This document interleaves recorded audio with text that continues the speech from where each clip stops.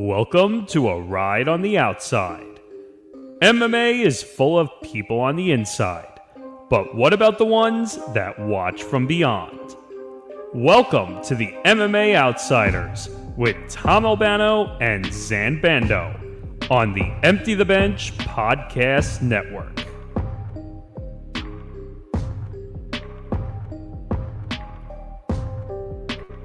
Yes, it's time for another edition of the MMA Outsiders. This is episode number 18. Tom Albano here, along with Zayd Bando.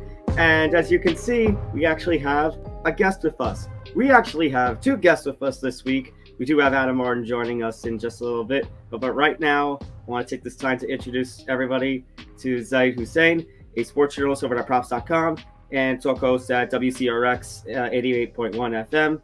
Thank you for taking the time to talk with us today, Zayd. Thank you guys for having me. Okay, let's get started. Yeah, cool. It's good to see you. It's good to see you on here, and it's not nice to connect with a few fellow faces in the MMA space. So I appreciate me and Tom we both appreciate you coming on, and we're excited to hear your insight on what is arguably the biggest story in MMA outside of any particular single fight that's taking place this weekend. So thanks again. Thank you. So just to start things off, make sure to hit like and subscribe, ring the notification bell. Make sure to follow the ETB Network at ETB Network across social media and us at MMA Outsiders ETB. You see our Twitter scrolling across the bottom here. You can find Zan's work over at bjpen.com. You can find my work over at Fansided MMA. So now let's dig into the story. We do have as you can tell, it is a very long episode. It's the longest Zan and I have ever done. And that's because we do have the two very big cards this weekend, the last two big cards of the calendar year with Bellator 289, UFC 282. Obviously, we have the TJ Dillashaw story we got to break down, but we would be remiss if this were not the big story, the big topic of this week. The reason Zayd's here, the reason that Adam Martin will be joining us too. Adam Martin, a betting writer and podcaster over at Bookies, MyMMANews, and MMAOddsBreaker. This James Krause betting scandal. Now, Zan, you and I did mention this last week, the developments that were starting to unravel from Miles Johns talking a couple of weeks ago about how he was allegedly suspended, which the NAC has said, no, we didn't. But the UFC said we recommended maybe he didn't corner the fight. And then that same day, New Jersey Gambling Commission coming down and say, hey, any Krause fighters, Krause himself, if he's involved, you're not placing any bets on him. Now, over the past week, things have escalated to a point that has gotten absolutely insane, to a point that we have not seen in mixed martial arts. Ontario and Alberta both stopping UFC bets. And then it wasn't too long before the UFC actually ended up releasing Derek Minner and banning. Essentially what has happened is they have banned any Glory MMA fighters. If you are trained or coached under James Krause, you will not get a fight with the UFC, which Marcelo Rojo did compete at UFC Orlando. He was given a little bit of a blessing because of the short notice. But, I mean, for Brandon Moreno, who competes next month at 283, probably not. So, Zayd, I just want to start with, how did you feel over this past week with just this insanity from Ontario and Alberta to what the UFC did? And was what the UFC did the right decision? 100%, When you think about it, you have James Krause. I feel like obviously he's a beloved coach and he does a lot of great things in the sport. But, I mean, when you go on the MMA Hour and you go on these shows and you talk about how you're doing account takeovers and you're, having discords with people and giving out betting advice and telling everyone you're making millions of dollars betting, you're basically setting yourself up for a disaster there. And I think he obviously regrets that now. But it's something where you just got to be smarter and kind of keep your mouth shut with what you're doing, because people see what you're saying. And the whole thing with Minner was honestly insane. When you look at the line movement later on in the fight, the line moved drastically. And then towards the end, right about 20 minutes, 30 minutes before the fight, they actually pulled the line at most major sports books. You couldn't even bet on the fight if you wanted to, because of how much suspicious activity was taking place on that line. So overall, it was just it was a crazy scene, something we really haven't seen in a long time or ever in MMA, and that's why I think it's such a huge topic. I wanted to follow up on that, and I just wanted to ask you, you're a pretty big time player in the MMA space when it comes to the whole gambling aspect. Did you have any action on that fight? And when you were watching the line move ever so sporadically, were you also suspicious that something was up? Because obviously the fight told the story, but I was more so curious. Did you have action on the fight? And if so, were you watching the fight a little bit closer, just given what was going on with the line movement when the fight took place? Honestly, believe it or not, I didn't have any action on that fight. And I saw the line movement towards the end and was literally looking to hop on and play. I forgot the name of Minner's opponent. I was looking to play Nerman Beckhoff. Yeah, Nerman Beckhoff. I was looking to play him inside the distance because I saw, like, when you're betting UFC, it's not just a regular line. You obviously have the inside the distance bets, prop bets, stuff like that. And Nerman Beckhoff winning inside the distance, I believe, shot up like drastically. And I was looking to play that line because I'm like, okay, something is obviously going on here. Something's fishy. You never like ever see line movement like that in a fight or even like regular games unless someone is injured or a player gets ruled out in the NBA or a quarterback's out in football. To go from the line that he went to is insane. And then it's obvious something was going on there. And obviously you saw Minner throws his first leg kick and his knees hurt. It's like, it's crazy. There has to be insider info there. And that's why this led to the whole investigation with James Krause. And it's not just the kick, but throwing the kick that on the leg that was supposedly injured, him falling, completely covering up. It was a very weird fight. You had Dominic Cruz on commentary just saying, what the hell is he doing? And you're right. If you weren't even suspicious at first, you could at least say that the fight was not normal. It was a very weird. It wasn't even one of those, first minute kind of knockouts that makes you go insane. It was a first minute or 67 second finish that just made you question what the hell was even happening. 100%. And I think everybody on MMA Twitter and all the media and everyone saw, hey, something's not right here. And that's why it ultimately led to the investigation. And, even with the casinos, a lot of casinos came out, a lot of bookmakers came out that were taking bets and said there was a lot of unusual betting activity on this fight. When you have a low level, like obviously we're all in the UFC, but there's fights that take major action and then there's fights that take small action. And this is a perfect example of a fight that, is not going to take a lot of action. You may get $100,000 total bet on the night for a fight like this, depending on the book that you're at. But compared to a main event fight where you're going to see millions of dollars in action on, this is a lower level fight where, okay, there's a ridiculous amount of action on one side. Why is that action coming in? And we obviously saw it because of the injury or so-called injury that took place during the fight. For sure. And what made it even more suspicious was that it was an earlier fight on the prelims of an event that nobody was talking about at all. Oh, I saw absolutely no buzz for that fight whatsoever. It just seemed like a regular prelim to most people. And actually, I was one of those people that wasn't paying attention to the line movement going into the fight. So I actually wasn't aware of all of the suspicious activity until the aftermath of it. I can't tell you with certainty, though, that I did think that the fight was weird. I had no idea as I was watching it unfold that there was anything suspicious outside of the fight, but now it's become a bigger story than we could have ever imagined.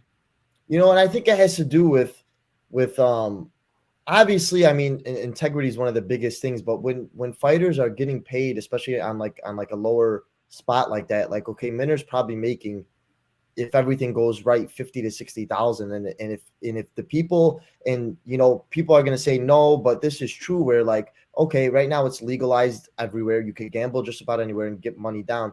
If the right people approach these fighters, it puts it, the integrity of the bout at risk, where if they say, hey, here's X amount of dollars, throw this fight, people are going to start thinking about it and doing it. And that's, I think, a huge problem we're having. And that's why this investigation is going to take place and has taken place. I think Krause is going to be the guy that, everyone makes an example out of, hey, listen, stuff like this cannot happen. And, if it does, you're going to see places like how we saw with Ontario, just not taking any UFC action. And it's sad to see, but I mean, it's a truth and a reality that we all have to face with legalized sports gambling. For sure.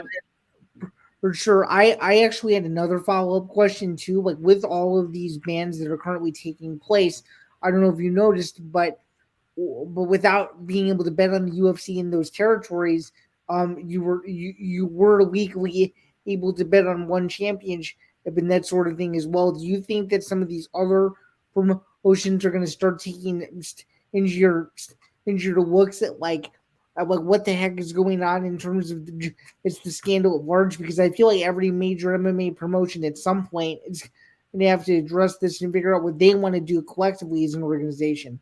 And actually, Zan, just to follow up, you and I are actually on a good wavelength because that was the question I was going to go to next. You actually saw there was a statement from Scott Coker over the weekend that basically implied, hey, whatever these commissions are going to do, whatever these rules are going to be put in place with either Krause or the Glory Flag, like we're going to try and follow those rules, especially when it comes to Krause, to the best of our ability. Basically saying, hey, if these commissions and these gambling commission, stated commission don't want Krause involved in these events, so be it.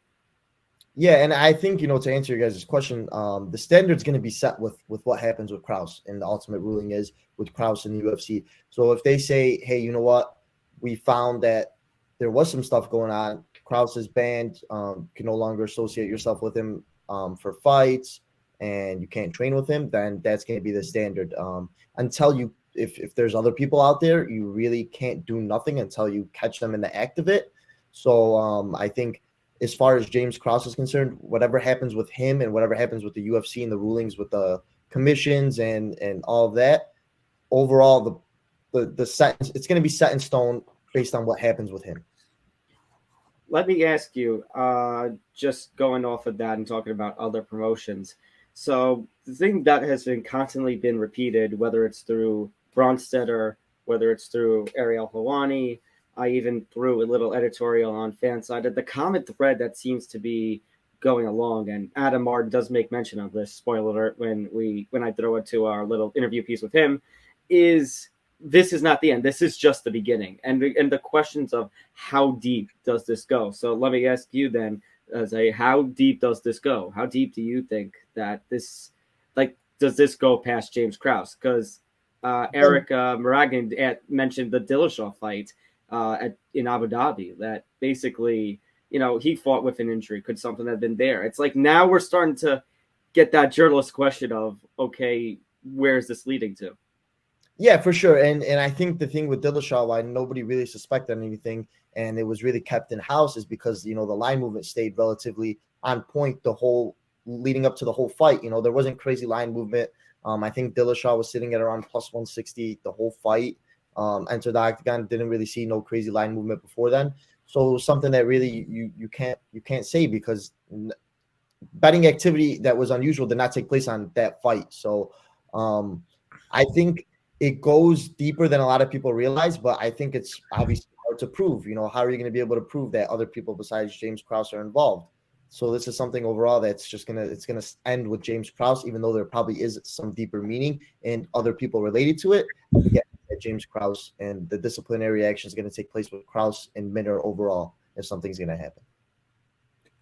Interesting. And can you recall another fight outside of Minner where you kind of thought oh there could be something incredibly fishy going on here that you've seen in the past? And if so, what was that fight for you? Because for me, a fight that clearly pops into my brain every single time of, oh, this fight's a little suspicious or whatever, is without question Kimbo versus Data 5000. I'm not sure if you fall into that same wavelength either, but that's just a fight when it comes to quote unquote fix per se. It did not look like a normal heavyweight fight. That's for sure. Yeah, I agree with that. And there's, I wouldn't say fighters in particular. I would say more of honestly, MMA judging, if it's not just fights, it's the judges. There's some fights where you look and you say, how on earth did a judge give this guy this round or give this guy score it this way or this fight? There's a lot of stuff going on with the judging, and I think it needs to be fixed. And obviously, it's been addressed many different times, in the past with the media and with people in general. But being able to bet on MMA and just making sure that, you're going to get scored as a fair fight is something really important, not just for the fighters in general, but, on the judging side. If you're going to make a wager on a fight and you think this fighter won, okay, well, the judges have to show that, hey, we can do our jobs correctly and make sure we award the right winner of the contest. Let me ask you, do you think that this is, I referenced it in my editorial and such, is this MMA's Pete Rose moment? You could say yes, because it's such a big story, and it's the first. I would say this is the first time something like this really, really happened.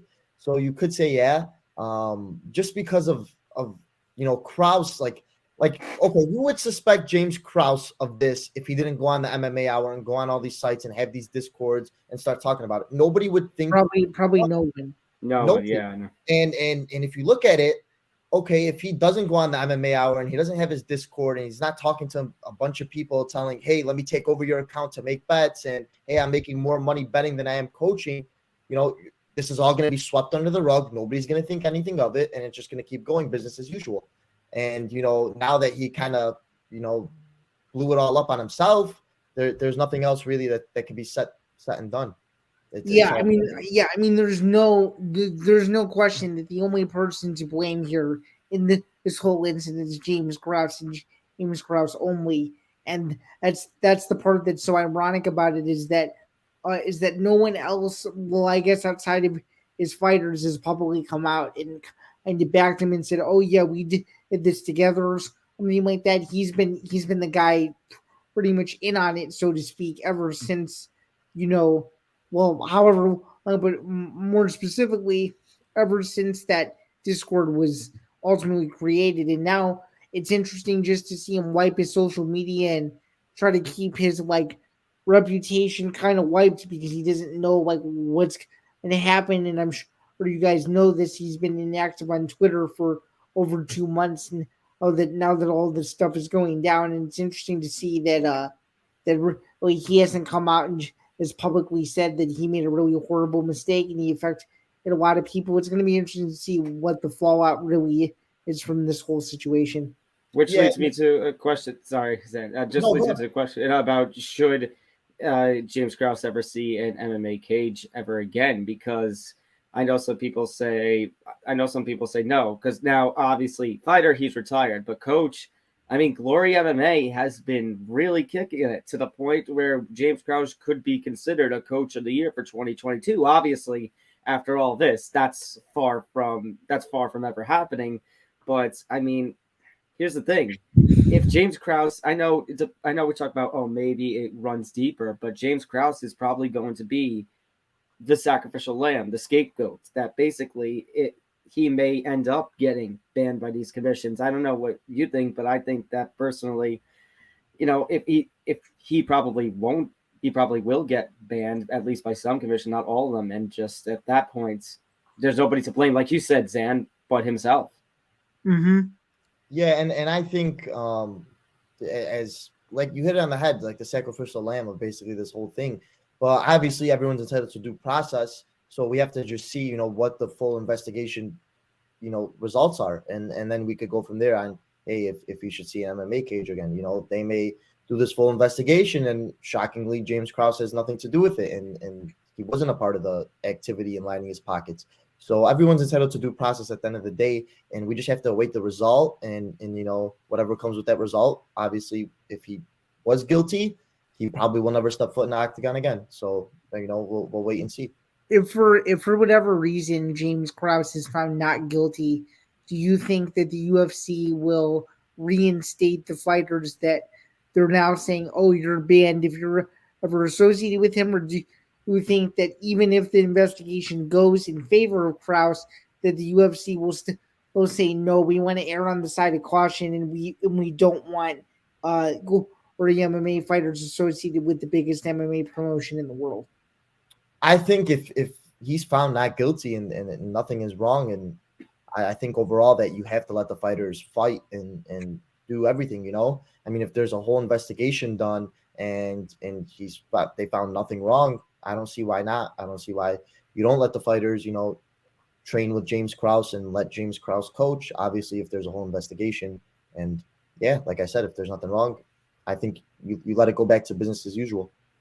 Well, as of right now, what do you do if you're Brandon Moreno? I mean, it's pretty clear that he has to go find another camp. As much as he's one of the people who is defending Krause, but it's pretty clear as of right now he's got to find another camp. Otherwise, maybe he's forced out of 283, which I know the UFC is not going to want.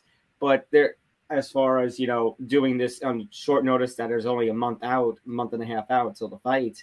I mean, look what happened with Yuri and Glover just now, where Yuri was injured and Glover wanted another month to prepare for Ankalaev, and they basically said, no, we'll just get Jan Blachowicz in there, get Magomed, and we'll just have a vacant title fight. Now, granted, it's not as bad as it sounded like early in the week because Glover was just named number one contender anyways by Dana. But regardless, I mean, it's the first time the UFC is going to have a quadrilogy. It's such a big fight.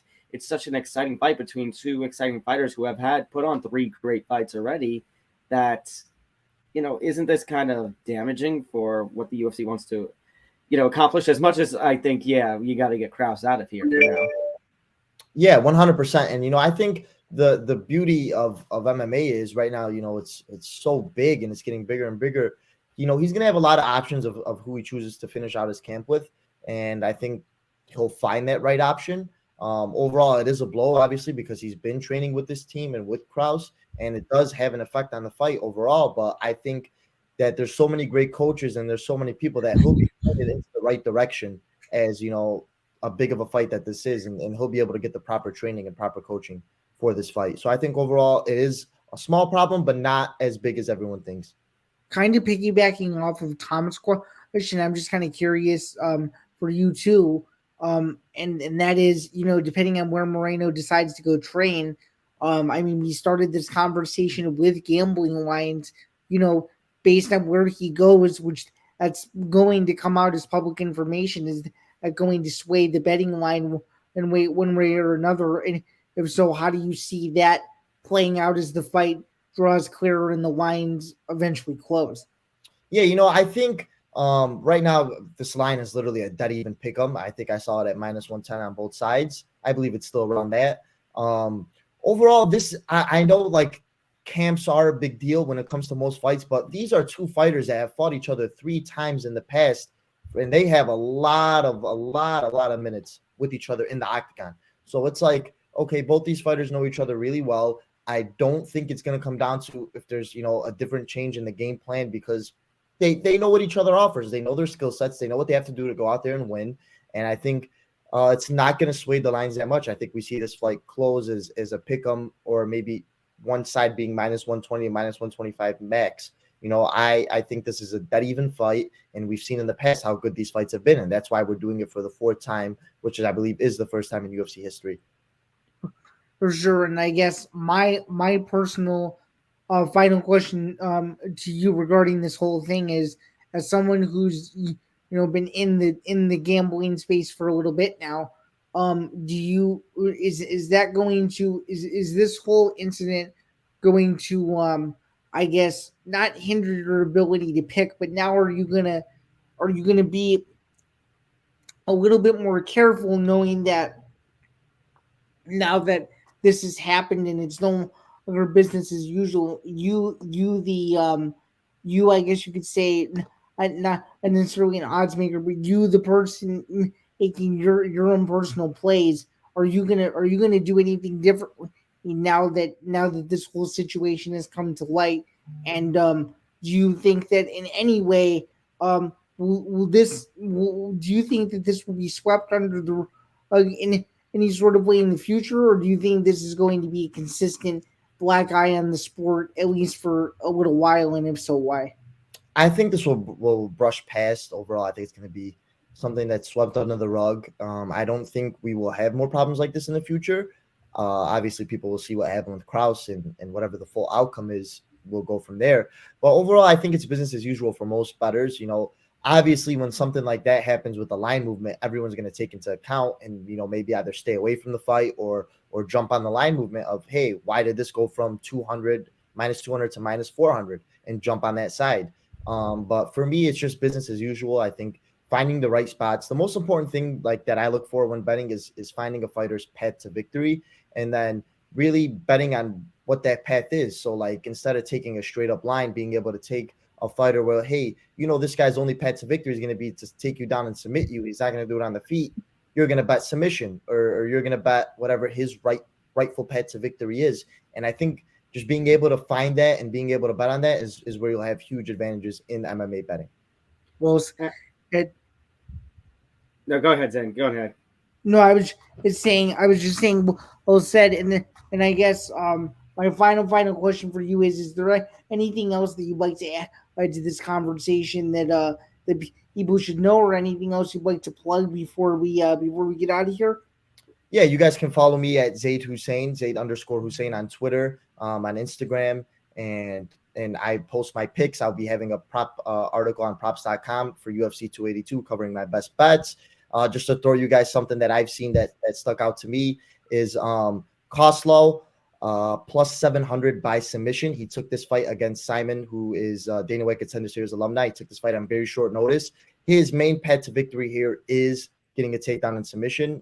He's a very good grappler. I think he has the grappling advantage in this fight. And as the underdog, you could, instead of taking the plus 285, you could take him by submission at plus 700, or even round submissions on FanDuel of like plus 1,600 first round submission, plus 1,800 second round. And really just, taking something like that, I think he has a clear path to victory here. And I think if he executes his game plan right, he'll be able to cash it. So plus 700 on submission for him. And actually, on that note, we do always have a segment every time we preview a card called Best Bets. As a prop expert, bet expert yourself, with these main events that we have coming up with Rafion Stotts and Daddy Stabatello and Magomed Ankalaev versus Jan Blachowicz for the vacant light heavyweight title, what are your predictions and any prop bets you want to give for those fights? Yeah, for sure. So me and Zayn both had the privilege of covering Bellator in Chicago when they came. So we saw these guys face to face. We were at the press conference for them. It was a great time. I think Stotts has the advantage here just based on, I feel like he fought the tougher competition overall in his career. I think he was priced at yesterday. I was checking. He was about minus 145, which was a great number I felt to lay. Now I think he's around minus 165. So there's a lot of line movement and a lot of people on Stotts for sure. And I think Stotts is the right side in this fight. So if you're going to take Stotts, I like Stotts by decision. Maybe he could get a late KO, but I think he's going to be able to defend takedowns, keep this fight standing. He's a great wrestler in himself. And I think he has a striking to just, dance around and squeeze out a unanimous decision. In regards to Ankalaev, he went from like minus 265 to right now he's sitting at almost minus 340. Huge line movement there. We've seen Jan Blachowicz struggle against wrestlers in the past. I think he's 5-1 getting taken down 2 or more times in fights. So, the wrestling background, even though Ankalaev hasn't shown it as much in fights, he's very capable of taking you to the ground. And if he executes his game plan correctly, I think this should be a pretty good fight for him and pretty easy fight for him, to be honest with you. And the odds reflect that as him right now sitting at minus 340. So solid plays. Very solid. Yeah, absolutely. So remember, Zayd Hussein, he is a sports journalist at Props, sports talk host at WCRX 88.1 FM. Zayd, thank you so much for taking the time to talk with us today on MMA Outsiders. Thank you so much for having me, guys. I appreciate it. Thank you. We're going to send it over right now. Earlier in the week, I got to talk to Adam Martin, who's also a betting writer and podcaster over at Bookies, MMA OddsBreaker, and MyMMANews. Let's toss it to that right now. Okay, joining me now on the MMA Outsiders is Adam Martin. He's a betting writer and podcaster for Bookies, MMA OddsBreaker, and MyMMANews. You can find him on Twitter at MMA Adam Martin, and you can sometimes hear him on the Parting Shot with James Lynch. So, Adam, thanks for coming on today. Hey, Tom. Glad to be here, man. Pleasure. It's all mine, man. Glad to be here. Obviously, the big story right now in mixed martial arts, obviously we got the end of the year coming up, but the big story at this point right now is this James Krause betting scandal. So the last few headlines of late have been Ontario and Alberta stopping UFC bets. You do live in Ontario, correct? I know those rulings have been affecting you and everybody else there. The UFC have come out with their statement. They have released Darek Minner. They have banned all Glory MMA fighters from receiving fights. They basically, anybody who was coached and trained under Krause now has to find a new home, and find a new home pretty quickly. So what I want to do, James, though, what I want to do, Adam, though, is start at the beginning with this James Krause story. So at the start, obviously, the little timeline that came out of the from the Ariel Helwani, the MMA Hour, they had the whole timeline graphic. Was when we had those weird lines, how it very quickly jumped from -220 to -420 for Derek Minner's opponent on November 5th. Did you expect when either that happened or the investigations the day or two afterwards, did you expect this James Krause story to have blown up as it did? It's not like this. I'll be honest with you. Like, I knew it was going to be a bit of a story because, okay, let's just to go back a little bit, to rewind a little bit. So I obviously known about James for a while because he was working for MMAOddsBreaker.com, which is one of the websites I write for. He was doing a podcast with my co-host, good friend James Lynch and Nick Kalikas, and he was giving some good advice out, and I was like, okay, this guy, understands the sport. Obviously, he's a great coach and he knows the sport. Then he went on Ariel's show. And I think this is where he really screwed himself, is because he basically went and said, I bet on all the fights. I'm betting on all my guys. And not only that, but he had this Discord, right? And then he started saying, hey, I want to have people's accounts. Give me your account. I'll take over your account and, we'll give you part of the profit and I'll keep the rest of it or something. So that kind of raised some alarm bells. And I was actually talking about my own podcast with Big Marcel. We were talking about that like maybe a month or two ago. And I was saying, this is kind of weird, man. Like, this is really sketchy. Like, I don't know what this guy's talking about. Then the fight with Shaylin Nurbieka and Derek Minner happens. And at the time, I'm like, okay, Derek Minner gets finished. Like, if you look at his record, he's been finished a lot, right? But like you said, with the line movement, it kind of started raising some more alarm bells. And then recently I actually went back and watched that fight. And man, it is such a sketchy fight, dude. Like, it is really sketchy. The way he just starts throwing kicks on an apparently injured leg or injured knee or whatever he has, throws them back to back, goes down, turtles up. And if you watch the fight, Dominic Cruz, who's the commentator, he goes like, why is he not trying to get up? Why is he not shrimping? Why is he not doing anything to defend himself? Like, it was beyond sketchy, dude, if you look back at it now.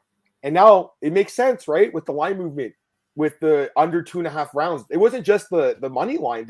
The prop on him getting finished was also something that was steamed on, like as they say, by the betting community. So at this point, we still don't know exactly what happened. But speaking to people behind the scenes, this guy's screwed. He's screwed himself. He's probably ruined his career, which is a shame because honestly, man, he is a good coach. He's obviously coached Brandon Moreno to a world championship. He has a lot of good fighters in that camp.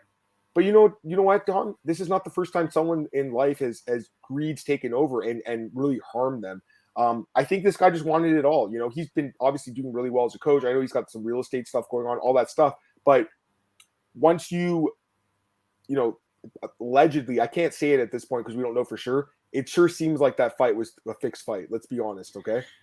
Right? Go ahead. Yeah, which is funny because Zan and I were just talking last week. We were talking about, as part of this story, as the first headlines are coming out, a little bit of a history of fixed fights in MMA.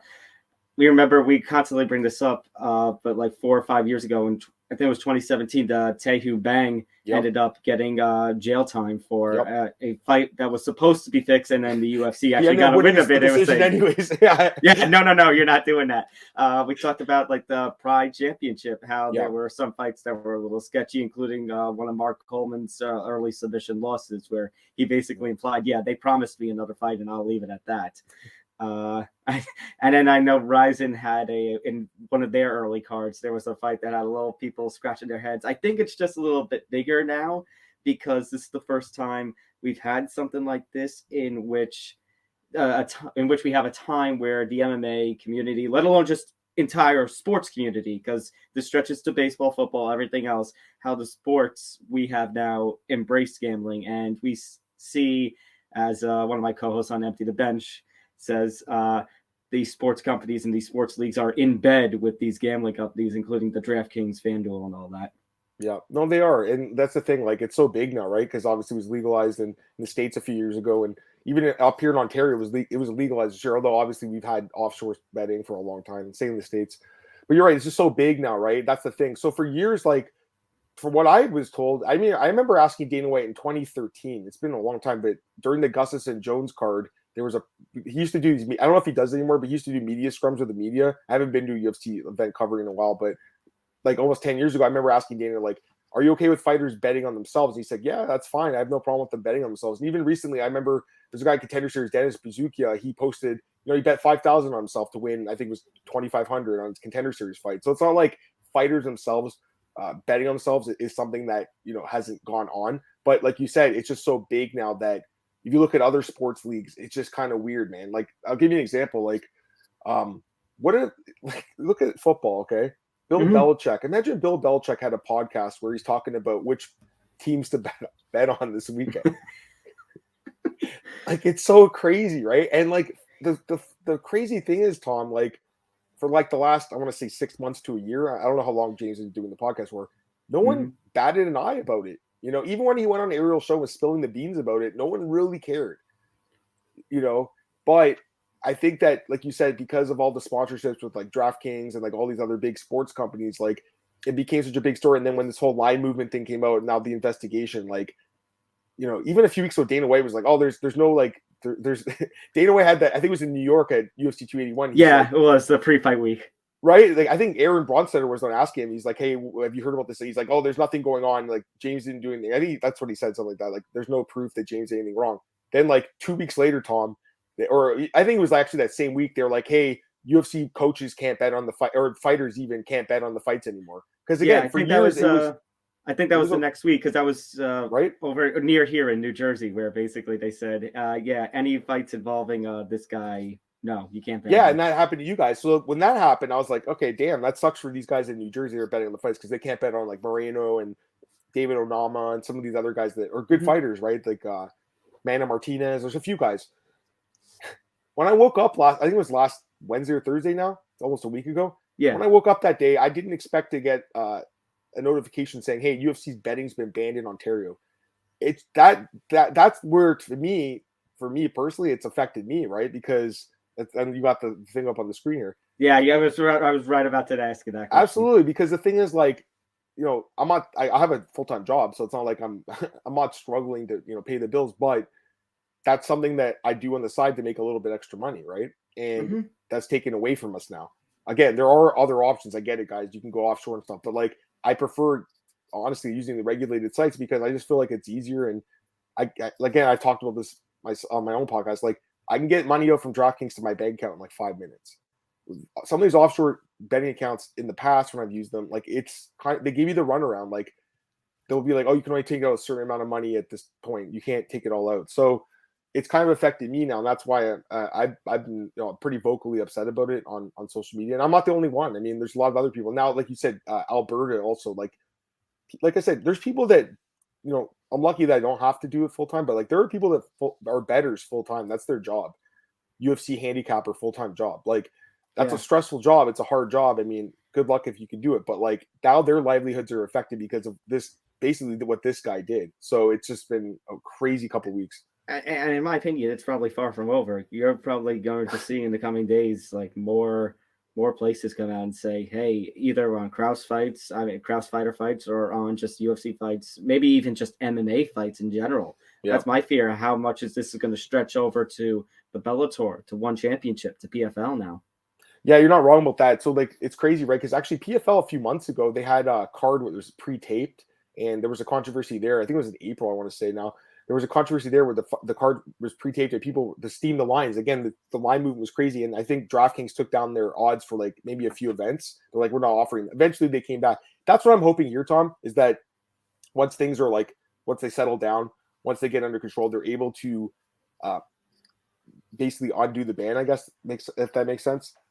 Like repeal the ban. Because I really hope that's the case. And I've talked to someone that's close to the investigation. They told me in a month or two, they might bring it back in like January, February. That's I'm crossing my fingers, because there's only 2 more UFC cards this year, and then there's like a month off. So I'm hoping in that time off, they're able to really figure out what happened. Because I think if it's just limited to Krause, that they can fix this. But what I'm worried about is it's more than that. That's what I'm worried about, Tom. Yeah, I'm worried as well to how much this stretches, because I think it was somebody on Twitter, I forget, Eric Margren. I mentioned it in my McGracken. I know him. Yeah, Margren. Yeah, I mentioned in my editorial for in my editorial for Fansided about the Krause situation, where I said, yeah, well, he brought up, yeah, well, it wasn't, it was just a week later in New York where TJ Dillashaw was fight. Actually, no, a couple of weeks before that. Pardon me, a couple of weeks before that in Abu Dhabi, where TJ Dillashaw was fighting with an injury that he should not have fought of. So it's like now that close together, these two incidents, it's like something's up. Like I'm worried about how far this is going to go. I think it's like I don't know for sure, but I feel like it stretches deeper. Like I feel like the judges might be involved too potentially, because some of these decisions lately don't make any sense. Like you're watching the card and they showed like the live odds, and I understand that's the logarithm that's determining it based on like the strikes and the amount of time left in the fight. I get that, but for instance, like that Dustin Jacoby Khalil Roundtree fight from like a month ago, I want to say, at one point during the fight, Dustin Jacoby was up to like minus 1,200, minus 1,400. Okay, watching that fight, like everyone and their mother and their grandmother and their dead great grandmother, they all scored that fight for Dustin Jacoby, and then all of a sudden, two of the judges had it for Roundtree. It doesn't make sense. I really hope I'm wrong, but I feel like the judges might be getting paid off or something. I'm not saying all of them, but I feel like some of them potentially could, because it's not just that. Like there's some weird decisions this year where like clearly a guy wins the fight, 2 to 3 rounds or all 3 rounds, or even like all 5 rounds, and then somehow the other judge has it for the other guy. Because if you look, these split decision props and stuff, there's a lot of money to potentially be made in that too, like in that kind of market. So again, we don't know for sure, but there's something going on, man. And I do feel like it does stretch beyond Krause, but obviously he's like the catalyst for what's going on right now. And it's just such a messy situation. Like the fact that the UFC's outright came out now and released that statement, like you said, like last week it was, or like James Krause's fighters are not allowed to fight in the UFC anymore. And, Marcelo Rojo, he fought in that last card, but he was basically grandfathered into it because literally they released that statement the day before his fight. 24 hours before he fought. So and he lost, and I feel bad for him because it's like he didn't have his coach. Same with Miles Johns. He actually won his fight, luckily for him, right? But right, and Miles Johns was the one who dropped it. That supposedly he didn't have his coach because his coach was suspended, and then you had the Nevada State Athletic Commission saying, "Oh, we never did that," and then supposedly they in the UFC. I forget where I read this. Supposedly they said, maybe Krause, maybe you shouldn't be cornering this while all this is going on. But leads me to my next question. Do you think the UFC made the right decision? They had to get on top of it somehow, right? Like I feel like when they came out that statement a few months ago saying, "Hey, coaches aren't supposed to bet on it," then like the next day, someone I know was in the Discord and they showed a screen capture of him saying, "Hey, it doesn't affect me at all." And it's like, dude, it clearly says no coaches are allowed to bet in the fights, and you're still doing it. Like, so did they make the right decision? I mean, it hurts. Like I said, Tom, it hurts some of us that enjoy betting on the fights because obviously it's affected, Ontario's commission's decision to ban it and stuff.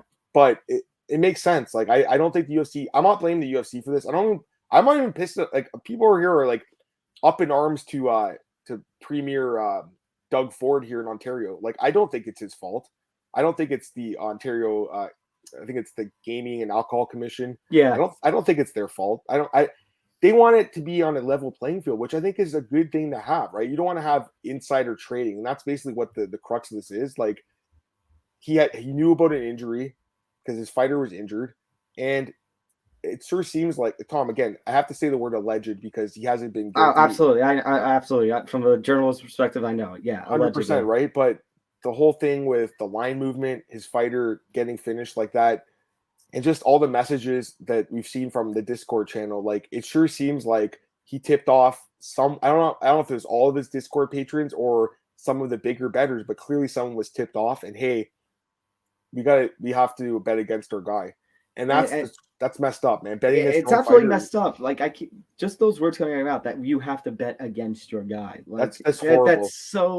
That's conflict of interest-y. 100% Not to mention the ESPN MMA report that just came out last month, like a week or so after the Minner fight, where basically an anonymous coach told, I think it was Raimondi who had reported it, that basically, hey, I was watching a fighter in a separate fight, hey, he looked like something was wrong, and I placed a bet against him just because I knew of the injury. Saw that, he was saying like he saw a guy warming up and is like had some injury, and he's like, I pulled my phone out and made a bet on it, right? Like here's the thing, Tom. Like, that's inside information. Here's the thing. Like, if that coach just did it and didn't say anything to anyone, who's going to even know? No one would even know, especially like how much did the guy really put down? Maybe put down a few hundred or a few thousand. That's not really a big deal. With this whole Minner thing, Tom, it's more than a few thousand. It's probably several $100,000, maybe even more than that. Like it's a lot of money, right? Because like if you put $1,000 on a fight, it's not going to move the line. If you put down 10,000, it might move it a little bit. 100,000 though, 200,000, maybe $1 million. I don't know. But here's the thing: like again, the offshore accounts with these guys controlling the accounts. Were they going into the accounts and betting against Minner like before the fight happened? It's so messed up. Like when people compare it to like Pete Rose, like obviously the MLB's all-time hits leader. Oh, I'm glad you had that. I was just gonna oh my god, you. there you go, right? That's awesome. I called it that last week. I said this is like MMA Pete Rose moment or something. It is, but here's the difference. Pete Rose bet on the Reds to win, right? He didn't bet on the Reds to lose. That's the difference. And yeah, what Pete did, I mean, he's the bad boy baseball or whatever, right? It's ruined. I wouldn't say it's ruined his legacy because honestly, he has the most hits of all time in baseball, which is insane because hitting a ball is really hard when someone's throwing a ball 100 miles an hour at you, and he's got the most hits of all time. It's amazing. But he's obviously not in the Hall of Fame. He probably won't ever get into the Hall of Fame, which is it's crazy because this was in the 80s, right, or 70s or 80s. Yeah. And now in 2022, betting's legalized. Like if you look at an MLB broadcast, it's like FanDuel, DraftKings, BetMGM, Caesars, like it's all over it, right? Like they're getting money. They're like you said, they're in bed with these betting companies. But the difference to me is Pete bet on his team to win.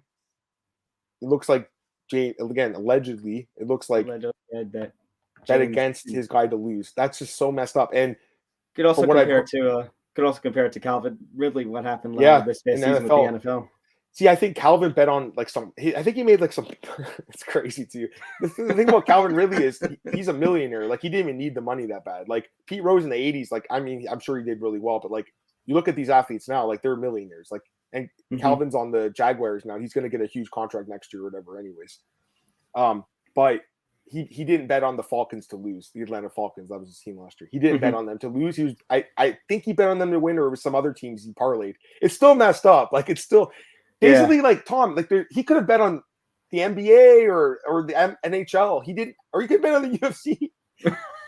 Why is he betting on his own sport? Like it was a mistake. Like that guy made. And it cost him basically a year of his. I don't think he gets paid this year. He's on suspension, right? Yeah, unpaid suspension. He probably cost him several $1 million to make a parlay.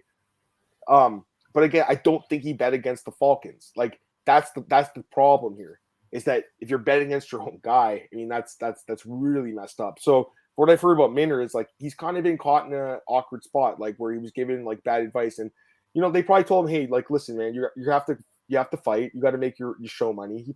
I don't think he makes that much money. I don't know. Derek Minner probably makes like $20,000 a fight. I was the 10K or the 20K. Yeah, exactly, something like that, right? He's at the minimum. He's probably at the minimum, maybe a little bit more than minimum. So for him, it's like he's got to risk that injury to go in there and get that paycheck, right? But the messed up thing is, there's people that probably were like, "Hey, we're gonna bet against you. Like, we're gonna bet on the other guy to win because you're injured. We're gonna bet on the other guy, and maybe we'll give you a cut of it." Like, I know that people were like, "Oh, they're gonna cut him anyways."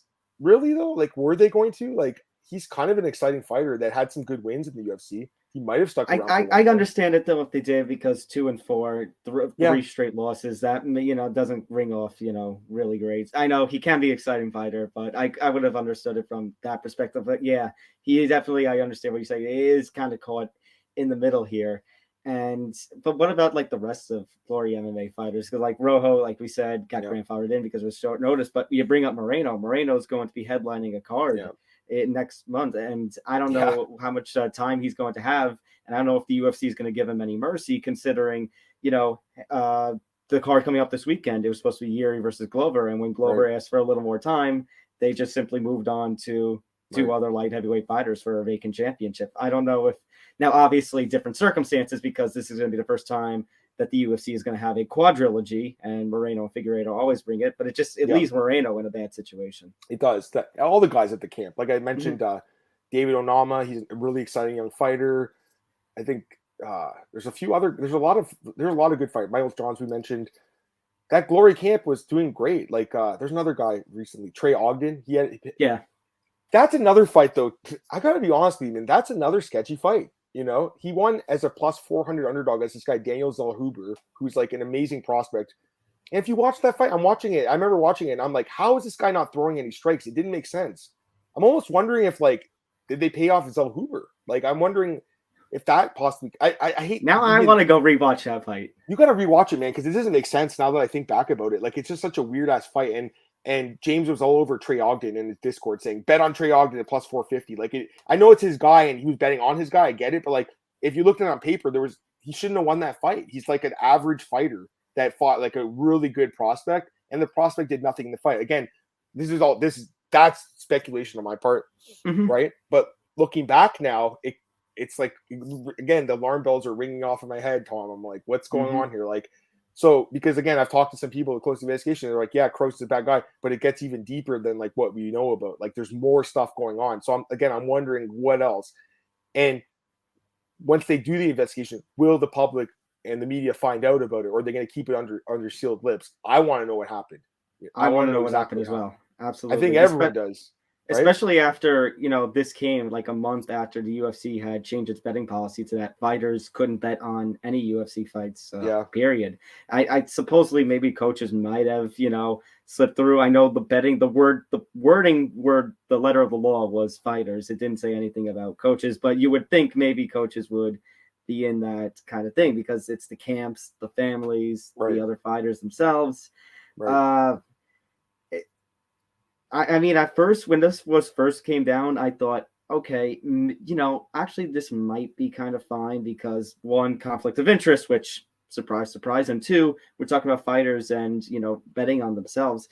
I think back to last year with Justin James, how he bet his whole fight first, and we talk about these, and we talk about these fighters who don't make a lot of money, and then they got to pay the camps and the trainers and such. That was a bad day for James. I mean, that was really risky what Justin did. Justin absolutely. I would not have done anything like he did. No, I mean, I've made some some big bets in my life, but like never like that. I mean, betting on yourself is honestly, Tom. Betting on yourself is, I think, not a bad thing in life in general. Oh, it's great. No, it's a great philosophy of literally placing a literal bet on yourself, right? But like literally betting everything you have, and like Justin, again, like you said, he's not in the UFC anymore. He doesn't make a lot of money. I'm pretty sure he's got kids, he's got a family. Like you're risking a lot by potentially doing that, and I think with him, like. He was a man about it though. He's like, I shot my shot and lost. Like, and it was a very close fight. He lost a split decision. Like, my God, I can't imagine him sitting there reading Bruce Buffer read the scorecards and it's like split decision and it doesn't go his way. Like knowing he bet all his purse on himself. My God.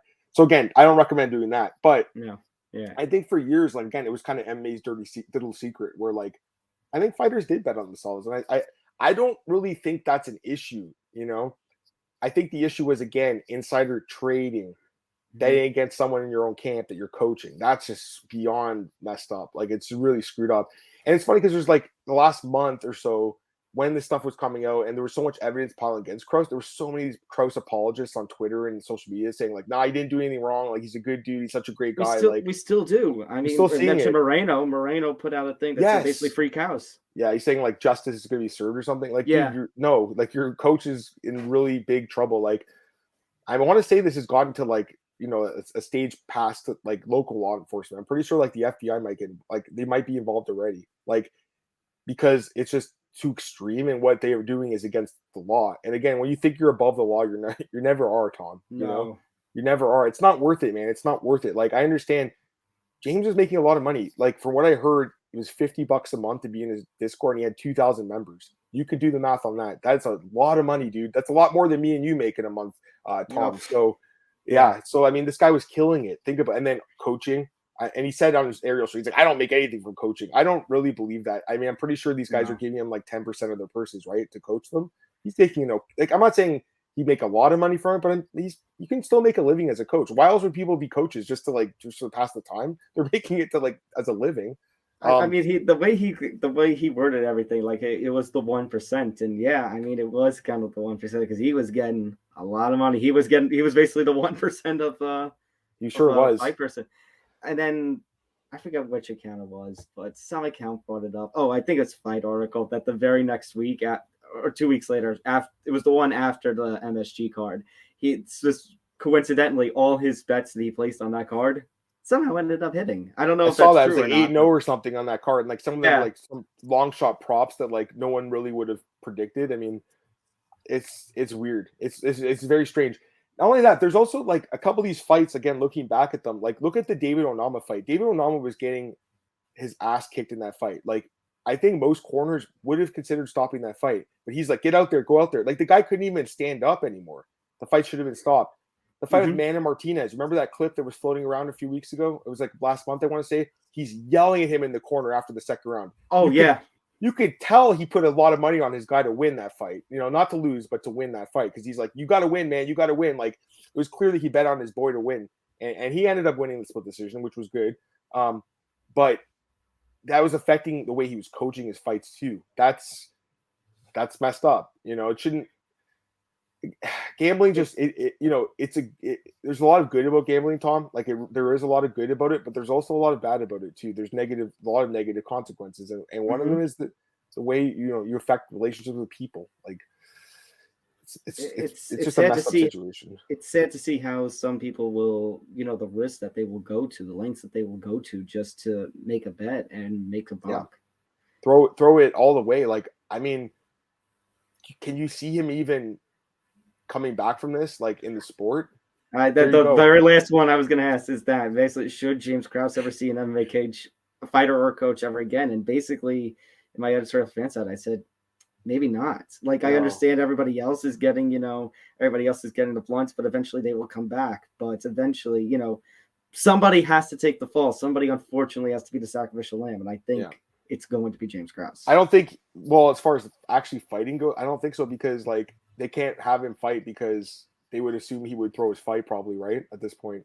And he's already retired anyways. I'm just saying, he retired anyway, but the coach. How could you have him fight, and then how could you even bet on him knowing that he's probably, had guys, bet against his own guys? Like, why would he not bet against himself to lose too? Especially now at this point of his career. But at this point, also, what the hell's the fate of Glory MMA? Dude, I mean, it's messed up. That's what I'm saying. Like, how many people, like Brandon Moreno's from Mexico. Like, he moved his whole life up to Kansas City. I'm pretty sure people aren't just moving to Kansas City, Tom, because they want to live in Kansas City. Let's be honest, okay? No offense to all the people listening from Kansas City, but if you listen, like I've heard James Krause talk about Kansas City. He's like, it sucks here. I hate it here, but this is where our life is, and we have a camp here, and we're doing good things. And again, it's just such a shame because the last few years, like I feel like he's only had I think one fight in the last 2 years or whatever. Mm-hmm. He developed so much goodwill, like when he stepped up on short notice to fight Trevin Giles in Houston, and he lost that decision, and everyone thought he won that fight, right? And people felt so bad for him and stuff, and like just coaching and doing really well with all these guys, like really likable people, like Brandon Moreno's like one of the most likable people. Like the guy builds Legos, like the guy's awesome, right? He had this really good thing going, and again, pure greed has taken over, and it's just a shame. That's again, I think it's one of the 7 deadly sins, right? Greed. Yeah. Right. So like that. Everest, yep. Yeah. So it's just like ruined the guy, and like, he's got to ask himself this: was it worth it? Maybe for him it was. I'm sure it's been an exciting time. I'm sure it's been really fun. I'm sure he's made a ton of money, Tom. I'm sure he's got his family's future secured potentially. I mean, I don't know at this point, because like what happens, like again, now if the FBI and IRS and stuff get involved, then they're gonna look into his accounts and everything. Like that's something I'm pretty sure, Tom, you don't want the IRS looking in your bank account. I don't want them looking, or the Canadian government or whatever it would be. I don't want them looking in mine either. I mean, no one does. No one wants that. But when you put this upon yourself and you go out there and say like, hey, I'm making a ton of money betting on these fights that I really shouldn't be betting on, do it publicly, brag about it. That's the consequence. But again, I think that fight with Minner and Nurbieka, that was the final straw, because it was too obvious, like what happened. It was just too obvious, man.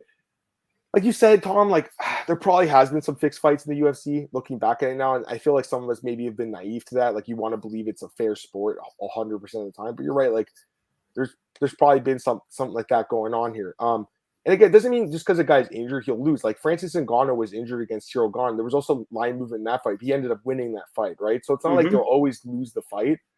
But in this case, with this Minner fight, have you rewatched the fight? Yeah, it looked too weird. It's too suspicious, right? It really is, right? Like he gets that kick, he's like and then he throws it again, and then goes down and just like puts his hands on his head and just gets pounded out. Just like, gives up, and like doesn't even try. And it's like It doesn't make sense. You're in the UFC, like this is your career. Why would you do that? But again, there must have been a financial motive behind it.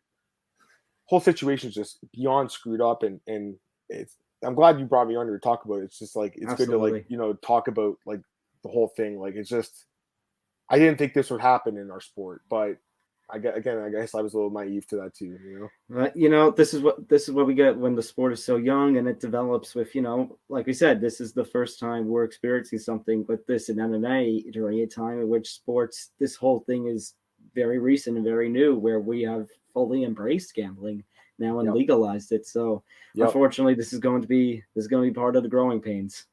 It sure will be. And I just hope that we get this whole situation figured out. But I want to know exactly how deep this goes.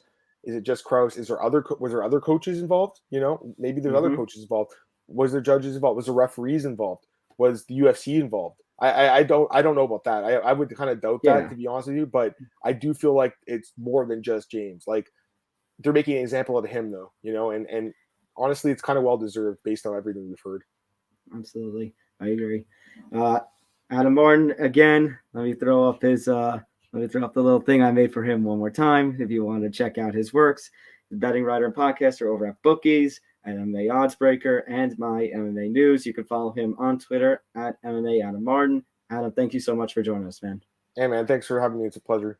All right, so big thank you again to Adam Martin for his time with me, and big thank you to Zayd Hussein for talking with myself and Zan here all about this whole James Krause scandal. And Zan, for all the time, like, think about it. We have two big events, the last two big cards of the year with the UFC and Bellator for 2022. We have this news about TJ Dillashaw we're about to talk. And we went nearly about an hour-ish just talking between my interview with Adam Martin and us having Zayd here. Just an hour about how much this James Krause story, like how deep it could go. And I agree with everyone like Ariel and all them and Adam was saying that this is not the end. This is just the beginning. Yeah, not only is it just the beginning, but I would argue, Tom, and this may be too far-fetched, but you might also agree with us. I actually think that this is the biggest MMA scandal story in the history of the sport. And the reason why I say that is because within the last several years, with more states and territories legalizing sports gambling, and with combat sports, being one of the forefronts of a lot of the different advertisers and what have you, this is a really big story and something that I think a lot more people need to pay attention to, because when you have that insider information, as James Krause did, he used it unfairly, and it ultimately cost him his career. I know you had written a pretty solid editorial on it for Fansided. There have been several other outlets who have also done a great job reporting this story, and I really do feel like at the end of the day, the person who loses the most are his fighters, and the fighters that really didn't play a part in this. I think of Brandon Moreno, who has a title fight coming up in the next several months. What is he going to do? Assuming that we think that this investigation is going to go the way that a lot of us are thinking it will go. A lot of these guys in their future careers, could very well be at stake. As we alluded to earlier, they're essentially banned from ever participating in UFC competition again, unless, of course, they leave the vicinity of Krause. So it's definitely a story to follow. It's a story that won't be going away anytime soon, and I guess this is a subtle message for the MMA and UFC media, and quite frankly, the Bellator media. This weekend we're going to be in attendance. I think you would be remiss not to ask the two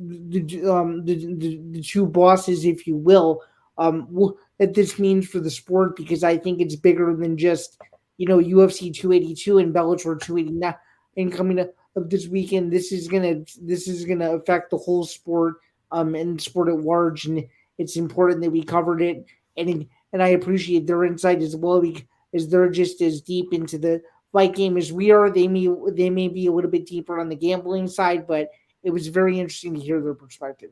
Yeah, and it's going to be interesting because, as I mentioned with Adam, actually talk about how it's probably the biggest story, scandal that MMA has faced. I consider it. I don't know if how so much he agreed, but I considered it. This is the Pete Rose moment of mixed martial arts. This is that moment where, you know, we talked about how it was kind of the wild west over here with sports gambling. Ever since, you know, MMA, we've kind of mentioned last week, there were times like you think back to UFC 33 with their first card in Vegas, where they actually showed the lines like at the casinos during the pay-per-view intro.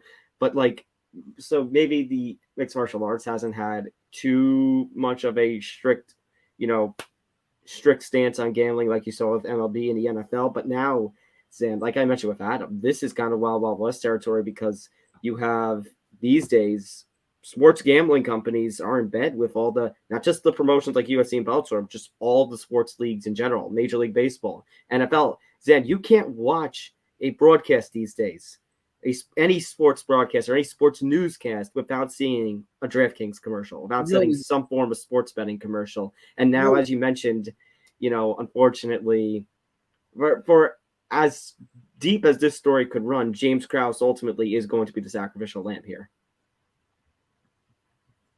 Yeah, and what makes I don't know if this is relevant or not, but I'm just going to say it because it's the truth.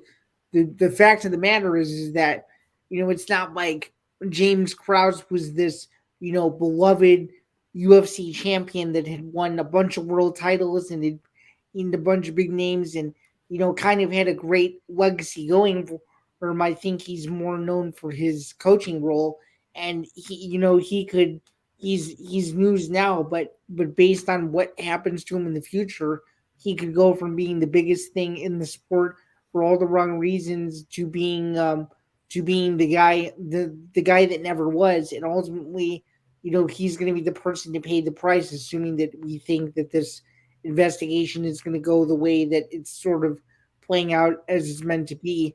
And kind of like what you were alluding to earlier, with it being the Pete Rose moment of mixed martial arts, I would tend to agree with you as well, because when we look back to 2014 and that incident at the UFC event overseas, we've alluded to it a couple of times. Taehu Bang, Tango Bang, and it's like that story really didn't gain as much traction, just because, you know, it was a fight that was, you know, buried on the UFC Fight Pass, on a UFC Fight Pass, and the UFC came down on them like before it even happened. Yeah, and they came down on them before it even happened and didn't, you know, pick up the widespread appeal. And, you know, I just want to ask you this. This is obviously a bit of an older scrum, but when Dana White said that there was nothing to be concerned about when the Minter news came out, you actually think, in your opinion, that is what the UFC knew at that very moment, that nobody had done anything wrong, or were there things that they were trying to hide? And I'm not accusing the UFC of anything here. It seems like the timeline was so kind of flipped around. I mean, it is kind of curious, Dan, that it was the very next day or two that the UFC's, you know, anti-fight fixing companies were the ones who said, "Oh, no." So I don't know if Dana was just trying to quell the peace, you know, for a day or two before those companies got in on it, or if he genuinely believed that there was nothing wrong. Yeah, and I'll be very transparent in saying that I watched the Minter fight, but did you agree? Because Adam mentioned that it looked suspicious from the start, and I did think it was, even if not suspicious, it was weird, considering he was kicking with the injured leg. Yeah, I mean, it was a weird fight, but to be quite honest with you, I had no idea going in. The part that I was unaware of watching that fight was, I had no idea going in that the betting odds had been swayed that much several hours. Yeah, neither did I. You're right. I just figured that those were the lines, and that's what it was. But yeah, watching the fight. But that also might be, Zan. Like, I mean, I knew there had been some sort of like increase, but like I didn't to me, 220 to 420 is like now I know it's significant, but at that moment I didn't really think so. But that's also me who's just getting into the gambling aspect this year. That's why I'm thankful we had Adam and Zayd here to help us with their their expertise. True. Of course. And yeah, I mean, did I think that Minner was going to get viciously finished? No, but I think that there was a chance that he could lose the fight once I saw that his leg was compromised? Yeah, absolutely. Well, I would say, well, once all those reports came out about some sort of injury and talking about how he was fighting. I mean, like Adam mentioned, Dominic Cruz. You heard him on the commentary, basically being very critical, and it's like, what was this guy doing? Mm-hmm. But yeah, and what I found interesting was going back to that scrum when Bronstetter asked Dana, hey, like, this Nurmagomedov, Minner fight was, kind of weird. It's a fight that's like really low on the card and a fight that no one's talking about. Is this suspicious to you? And Dana really didn't have a response. And I just found that really interesting. It could easily go back to what you were saying earlier, that they were trying to keep the peace, but then at the same time, just rewatching that clip again with what we know now, it's very, it's very concerning. I will say though that there's now more stuff and more screenshots coming out from that Discord chat that has since been disbanded of Krause making similar claims like, hey, I know X fighter is injured or whatever, maybe you should like hedge your bet. And it's like the ESPN MMA report from a couple weeks after the Minner fight, where there was an anonymous coach who told Raimondi, hey, I saw something backstage with, about a fighter regarding a fight, I had no involvement in, and I placed a bet against that fighter and won. Mm-hmm. Yeah, it's very interesting. And then it's like, how are you going to track, some guy at the PI who's there to train, and he's seen one of the biggest stars in the sport getting his knee iced on, and 3 weeks later he's going to be in a massive fight. Like, where's the integrity in that aspect? There's so many unanswered questions that I feel like we still don't know. And this is a story that I just think needs to keep getting grilled upon, because it's going to be something that's going to have to be addressed. And, as Martin has stated publicly, for some of these guys, that's how they make their second income is through MMA betting. And it's affected Adam. Adam lives in Toronto, and, it's a bit of a, it's disappointing. Mm-hmm. And, yeah, I mean, what makes sports fun from a fan's perspective is,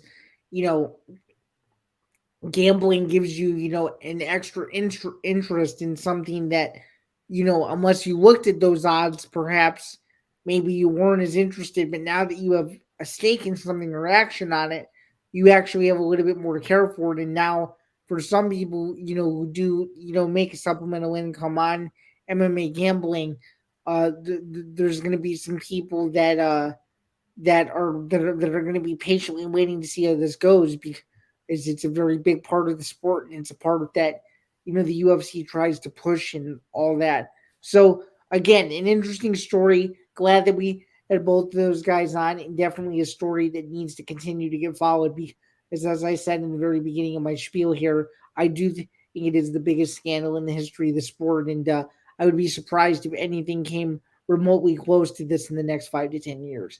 So, all right, time to finally take a breath from this Krause story and move on to, well, another controversy that happened this week. So on Monday, on the 5th, the MMA sphere kind of exploded with mixed reports about TJ Dillashaw. Was he retiring? Was he not retiring? Now, the first person who broke the news, I forget his name, you would know his name, but he is the man in charge of Henry Cejudo's YouTube channel, which is why I got the little, I was a little suspicious at first, because like, this is coming from some guy associated with Cejudo, who, if you remember, Dillashaw lost against in embarrassing fashion, and then the rematch between the two of them for then Dillashaw's bantamweight title, ended up being scrapped after Dillashaw tested positive for the EPO. And then you saw Mike Bone, Aaron Bronstetter stating that he's just taking a long time off. The reason everybody was up in arms, by the way, I should say, was because the UFC roster watch bot, which is a must follow, so you get up-to-date news on the contract status of these guys, reported that TJ Dillashaw was off the UFC online roster. And after Bone and Bronstetter put out their report of TJ Dillashaw is not retiring, Ariel Helwani put out his own report saying Cejudo's media person was correct. Dillashaw is announcing his retirement and had done so, had informed the UFC about a week or a week and a half before Monday. And then you've had Bronstetter deleting his tweets and confirming TJ Dillashaw is indeed retiring. So about a couple of months after the the controversial fight, the disappointing fight between him and Sterling that he fought with the injury and re-aggravated that injury during the fight with Sterling in Abu Dhabi at UFC 280. TJ Dillashaw, two-time bantamweight champion, one of the greatest bantamweights of the sport. However, his legacy may be tarnished, may look at it a different light after the EPO thing. Regardless, all of his accomplishments, regardless the man's career, over announcing retirement. So, Zan, your thoughts on Dillashaw, your thoughts on just this controversy with the reporting, and your thoughts on Dillashaw finally hanging it up. Yeah, so the guy's last name who initially reported this news, his last name was Mansour. So just credit to him for being the absolute first, like, as he and UFC roster watch, which I'm the wrong person to ask. I don't know who runs UFC roster watch, but it's a bot. I don't know who made the bots or whatnot. Whoever they are, whether they're inside the UFC or independent, they do tremendous work, and they were first on the ball with it. As I alluded to you off the air, I just thought, they removed him, because of his shoulder injury, when the fact of the matter is that he was actually retiring. And Dillashaw had a great career, had a tremendous run. Started out on the Ultimate Fighter, broke Renan Barrao's long unbeaten streak of, I think, about a decade. He's had some classics with Cody Garbrandt, some classics with Dominic Cruz. Always seemed like he was in that that top 5 upper echelon wherever he was at in his career, and that's hard to do. Of course, the EPO thing is going to be controversial, till he's no longer on this planet. But what I can tell you is the way that he handled himself post EPO incident was very commendable. I thought he handled himself like a true professional. He didn't win against Sterling, but hey, to go out and in that sort of fashion, to go out with the championship fight, which is something a lot of people don't do. I think that's something that he can say that he started his career, competing for an Ultimate Fighter, finale championship, and ending his UFC career having competed for the bantamweight title is something that not a lot of fighters can say, and also to go off the fact that he fought, two of the best bantamweights of all time in Henry Cejudo and Dominic Cruz. That's nothing to sweat at. And he's a fighter that I always enjoyed watching, and I don't think you ever saw Dillashaw in a boring fight. And I think his skill set and his personality, especially when the cameras were on him, will be severely missed, in my personal opinion. Yeah, I mean, granted, whether you think the EPO damages his legacy or not, does it put some sort of tarnish? Maybe, but I'm still going to remember and be fond of all the memories of TJ Dillashaw. Like you mentioned, when he upset Renan Barrao. I remember when he upset Renan Barrao and just everybody going absolutely nuts, and then beating Soto on less than basically a day's notice after Renan Barrao had his whole passing on the tub incident, and then beating Barrao in the rematch anyway. Dillashaw versus Cruz in January 2016. Phenomenal fight. I actually thought Dillashaw did win that fight. I thought that's so too. I'd have to rewatch that one again, but at the time of me watching it, I thought Dillashaw won at the time. Yeah.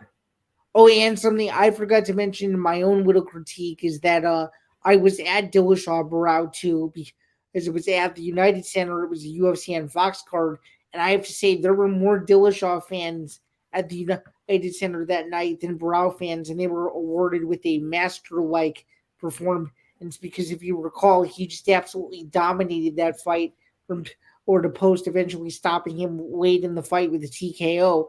And obviously, after that fight, Barrow was never the same again, which is crazy to see that he essentially retired what was a bantamweight powerhouse during the peak of his career, which is something that a lot of people can't say either. So he did that as well. So, yeah, absolutely. It goes to show you the kind of competitor that he was, and I mean, really his losses. And if we're just going to go on we can also just go on some fact of his losses. I mean, Cruz, Cejudo, he only lost to the best, basically.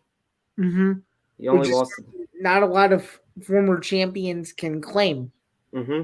And I mean, to have his little road back to the championship through basically taking on a persona, Zan, of the Snake after he left Team Alpha Male in 2016 after the whole Conor McGregor thing on the Ultimate Fighter, where Conor said that TJ was going to be a snake. He kind of, whether you were on the side of TJ or on the side of Team Alpha Male, just the simple fact that he embraced something and basically continued to make his career rise up until a point where he lost to Cejudo in 32 seconds and then tested positive for EPO. And then to come back as he did, basically owning up to what he did. I'd say, was it the greatest apology? No, probably. No. I'd say probably not, but then to have the fight with Sandhagen in 2021 and then have the fight with Sterling, which I'm disappointed. Like I mentioned, that the day of that fight, I mean, the day we did the episode based on that fight, recapping it, I'm disappointed it went as it did because I thought really Dillashaw versus Sterling, and I still think that a healthy Dillashaw versus a healthy Aljamain Sterling could be an absolutely incredible fight, and I feel fans were kind of robbed by that. Yeah, and it's a fight that I recall that I took Dillashaw to win the fight. I not knowing what we know now that he was injured going into the fight. Correct. Which, again, we could talk about another angle with that Krause story about that another time. Too much. We've had too much Krause this show. Right. I just had to mention that I actually did think that Dillashaw had a shot going in based on you're right. Absolutely. Based on what we knew at the time. But yeah, great career. As you said, only lost to the best in the world. I was lucky enough to see Dillashaw in person at the height of his championship reign. It's a card that I'll never forget, and it's a card that I have to relook up again just to see how many guys are still in the UFC from that infamous UFC on Fox card in July of 2015. But yeah, great career and another champion I can say that I've seen in person to cross off of a growing list, if you will. So yeah, one of the greatest light fighters, not lightweight but light fighters of all time for the smaller weight classes, arguably in the conversation for one of the GOATs, if not the GOAT at bantamweight. I tip my cap. One of my favorites to watch in the 2010s. Thank you for all you've done, TJ. You'll be missed in the octagon. Yeah, I guess you could say he's one of the best. I guess you could call him under 170 pounders. Oh, for sure. In male UFC history. So, for sure. All right. Before we get into the previews, some little news and notes that we got to go through. Obviously, we had UFC Orlando. Zan, your thoughts on that Wonderboy Thompson Kevin? I thought, as the thing said, wild, absolutely wild. And Wonderboy's first finish since 2016 when he beat Johnny Hendricks. Yeah, that's even a more ridiculous fact in itself. But yeah, I don't know about you, but every 30 seconds of that fight felt like a holy shit moment. You just felt like you were about to breathe like a massive sigh of relief, and then something would happen that would turn the fight around. It's a bummer that Kevin Holland did his hand compromised in that fight, because it would have been interesting to see, with him fully healthy for the full 25 minutes, who would have won. But Wonderboy, is a class act, fought a perfect fight, used his distance to frustrate Holland, didn't really let Holland get off first. Wonderboy wasn't really in too much trouble. I love that they didn't want to go to the ground. It was awesome. That was going to be my next question. Do you think Holland kind of made a mistake by not going to the ground? But I mean, it definitely made for a more fun fight. It definitely made for an actually exciting fight. But do you think maybe it was a little bit of a mistake, considering we saw Wonderboy last year struggle against a couple of grapplers? That's a good question. I don't want to say I knew what Kevin Holland's game plan was, but it appeared that Kevin Holland wanted to stand and strike with Wonderboy, and it seemed very obvious that Wonderboy Thompson also wanted that same treatment as well. And yeah, like you said, it turned out to be a great fight. Was it a mistake that he didn't use his wrestling to his advantage? I would say no, because Holland probably thought he had the confidence based on what he had worked on in camp that he could very well knock him out. And he came. And I give credit in that he did land a couple of hard shots on Wonderboy during some of those exchanges. He did. And if he would have set up his combos a little bit more, we may have had a different result. But that goes to show that A, Kevin Holland is one of the most exciting fighters in the welterweight division, and B, if anybody had any doubts that Stephen Wonderboy Thompson is still a top 5 welterweight in the world, those doubts were quickly and easily put to rest with the performance that he had on Saturday, because it was absolutely masterful. And to be quite honest, it was probably his best performance that I've seen since, I would argue, 2018. Oh, that's going back a little bit. That's one performance that sticks out to me as, wow, this is the Wonderboy that was coming up through the ranks and gave Woodley a really tough first fight. It seems like he's back to his old form that he once was 6 or 7 years ago, which is a positive sign to see. On that note, Zan, to wrap things up here, next fights for this couple. What happens next with Holland, and what do you do with Wonderboy? Yeah, that's a great question. I wanna bring it to you first, because I feel like Holland would be better suited. I would argue. I think he fights better at 85. What do you think? I mean, he could really go at either weight class. That's the thing. And I do think that when it comes to that weight class, I know 170 he usually fights up, but I think 185 is going to present him with some fresher matchups. And I don't know, maybe he'll feel better at 185. So I want to see maybe what happens. There, because you could book him against a lot of people in that top 15 and see how he fares. As far as Wonderboys, is something interesting to note, Zan. He stayed at number 6. Jeff Neal dropped down to number 7, but Wonderboy is at number 6. He actually isn't in the top 5. He is behind Colby Covington, obviously Leon Edwards, Kamaru Usman, Colby Covington, Hamza Chimaev, Bilal Muhammad, Gilbert Burns. Yeah, that's it. And he lost to Burns. He lost to Muhammad. I mean, Zan, in terms of fresh matchups for Wonderboy, especially after that performance, like you said, that it's top 5 caliber, the only real thing you could do. Who's below Wonderboy Thompson at the moment? Jeff Neal, who he beat in December of 2020. And then who's below Neal? Sean Brady. So, I don't know about you, but if I'm the UFC, I don't think Sean Brady is an upgrade from Kevin Holland for next opponent. No, that's why. I don't think so. That's why, Zan, I wouldn't mind it, but that's why, Zan, And you can't do Usman and Edwards yet until at least you know the result of that fight. But if he fights within the next 4 to 6 months, UFC may not have any choice but to either A, which is my choice, maybe go Wonderboy versus Colby, or B, give Wonderboy to Chimaev. Well, you don't think Covington's going to fight Chimaev? Then there's that other question. What's going on with that fight? Yeah, because I think if that fight happens, Wonderboy is going to need to sit out for a bit because he's going to have nobody to fight. And I was going to say, Zan, I mean, I'll make it even worse for you. What happens? Well, I said worse, but like even more circumstantial. What happens if Usman beats Leon when we talk about the London card at UFC 286 in March? Zan, Wonderboy and Chimaev are going to be the only two fresh matchups. You may not have any choice soon enough, but to give Wonderboy maybe one more title shot if that happens. Yeah, it's very interesting. But as we know, the UFC always finds a way to stir the pot and make it super interesting.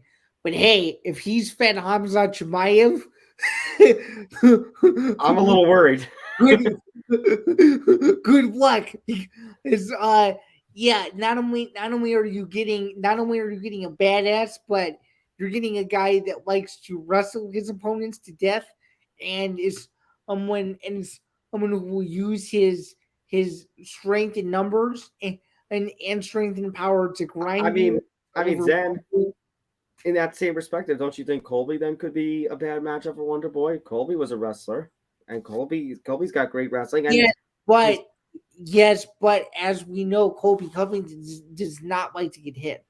That's true too. That's what makes that fight, Wonderboy versus Colby Covington, a little bit more interesting than. Sorry, Zen. But let me then add in this as we wrap things up on this subject.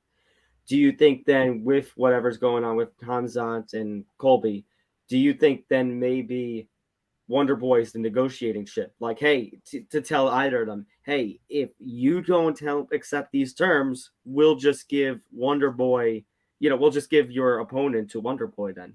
I mean, I think he's earned the right to be a part of that discussion, don't you? I think so. And I think if Wonderboy ends up part of that discussion, steals a fight away from either Colby or Hamzat, faces the other and wins, I think at that point you're going to have, like I said, if Usman wins against Leon in March and all that plays out, I don't think you're going to have any other choice but to give Wonderboy one more shot at the belt. Okay, hear me out on this. Be sure to make a mental note. Okay. Because this is definitely happening. December 2022, okay. This is my prediction. When the UFC does their annual, 1 to 2 times a year ABC show that they like to do. Yep. Watch one of these shows have Wonderboy Thompson versus everybody we just discussed. One of those guys as the headliner for one of those 2 cards, and my prediction is it will either be in Long Island, New York, or it will be front and center at it in Chicago. That's my prediction. Okay, you are noted. Wonderboy's next fight will be an ABC UFC main event, and that is my early December 2022 prediction for. I wouldn't have a problem with it, honestly. For 2023. I wouldn't have a problem. All right, Sam, let's talk about a fight in the other sport, boxing. That was, I'm sorry. I know we missed the preview for it. We did the Terrence Crawford fight, which is actually this week. Sorry. Yeah, we're sorry. We're sorry to Fury and Chisora that we didn't preview your fight. I mean, Zen, after that fight, I'm sorry. One-sided to all hell. This fight did not need to happen again. Can't we please just get Fury and Usyk in there already? Yeah, I'm just going to say one thing. Thank goodness, and I mean goodness in all caps, that this fight was on ESPN Plus and not ESPN Plus pay-per-view. Yeah.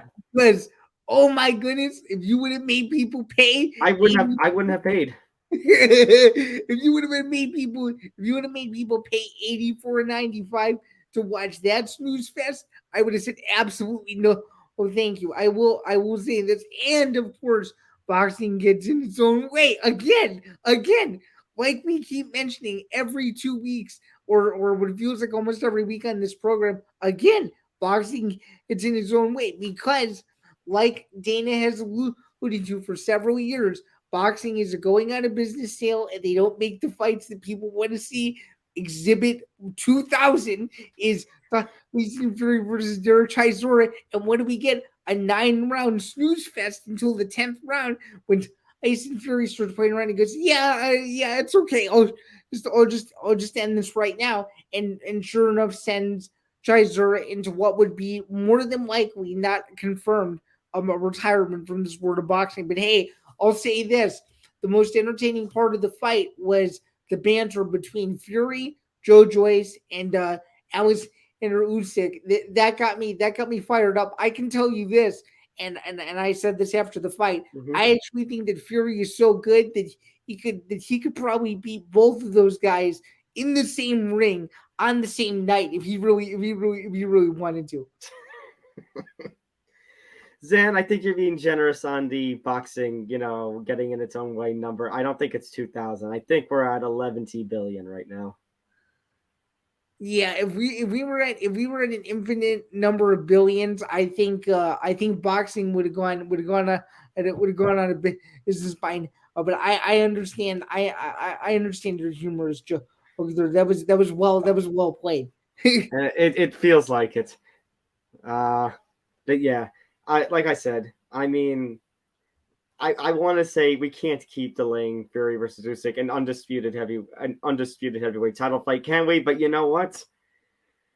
It's going to happen. And I don't mean it's going to happen as in an undisputed title fight is going to happen. I mean they're going to find a way to delay it because then it's funny that just keeps going on and on.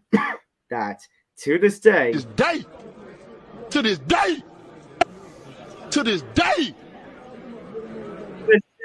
we still can't seem to get a undisputed title fight, whether it was when Wilder and Fury held the championships back in 2016, or whether it's when Joshua and Wilder held the belts.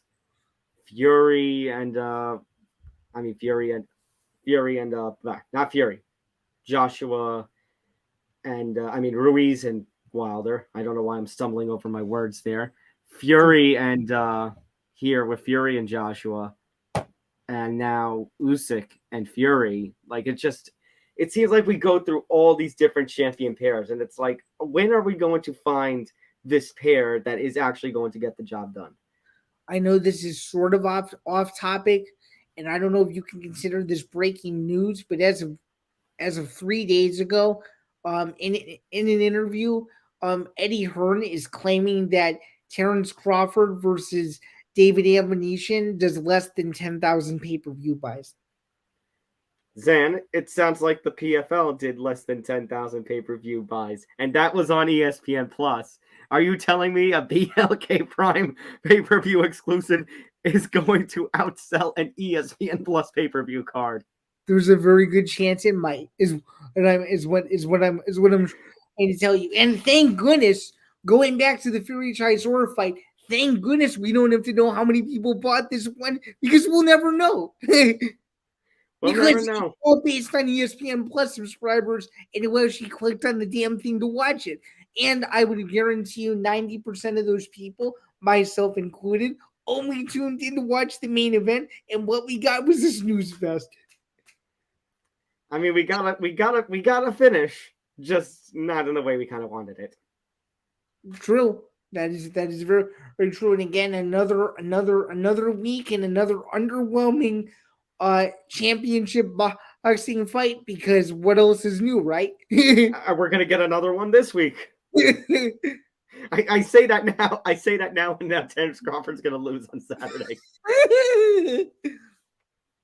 We might have to quit if that happens. I think this year needs to quit. Yeah, in terms of in terms of fight stuff, you could very well be right. All right, speaking of fight stuff, let's talk about a couple of fight announcements before we get into the Bellator and UFC. One championship. It's actually coming to the US. It's gonna be in Colorado, May 5th, 2023. Demetrius Johnson, Adriano Moraes 3. That's a massive trilogy and easily the biggest trilogy in one championship history.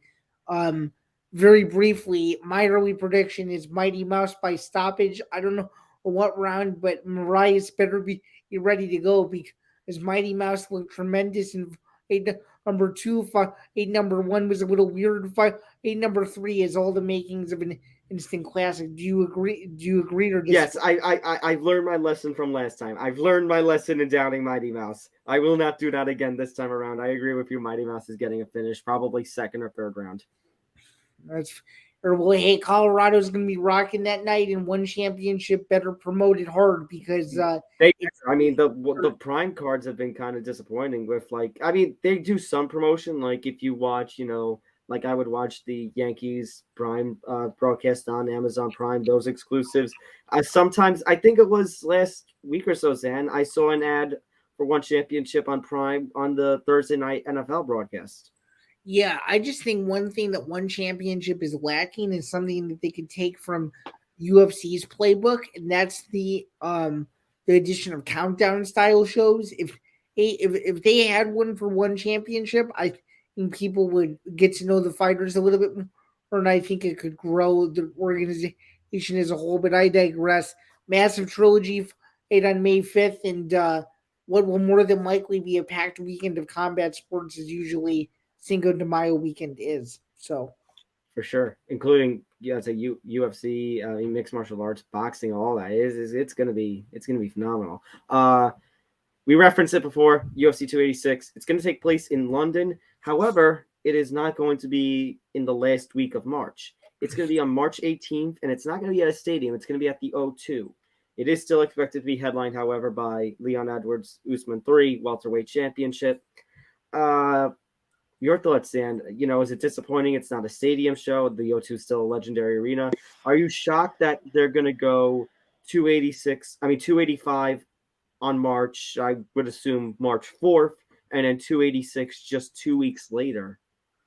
Yeah, that's a little bit bizarre. I will say when I first heard that it was in Cardiff, I was a little bit disappointed just because Dana was so ambitious of, getting a massive stadium show in place. Like that's one of the reasons why their whole schedule shifted. But hey, 2 numbered pay-per-views, one on week, one off week, and then another week on. That's pretty special in my opinion. And I think you could argue 286 is going to be bigger than 285.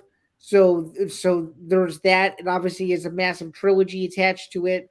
A lot of hype around Edwards is because he got the knockout. He'll be fighting at home. There's a lot of stakes, and it'll determine who the quote unquote GOAT is in the welterweight division, at least for the moment, which makes it even more exciting. And it should be a card that is the UK fans bumping. And in my opinion, this is the UK's version of what UFC 100 and 200 were to Las Vegas. So I hope the UFC treats it as such, and it should be a phenomenal card, assuming they stack it the right way. For sure. And I think they're going to want to go all out, considering it's an international. And Zan, three of the first 4 UFC pay-per-views for 2023 are going to be international cards. Rare. Very rare. All right, Zan. Which means that also means though, with those number of cards being international to start the year, expect a lot of Vegas to close out the year. I feel like it's gonna be a split. So I think we see a lot of shows within the states post merge. That's my other prediction. A lot of shows within the states and a lot of fight night cards going on the road again, which should be exciting. For sure. And I honestly think Zan, to end the year, it seems like it's going to be a tradition from now on. Abu Dhabi October, MSG November, Vegas in December. I think that's what's just going to be. I could see it. All right, sure. Zan. Here we go.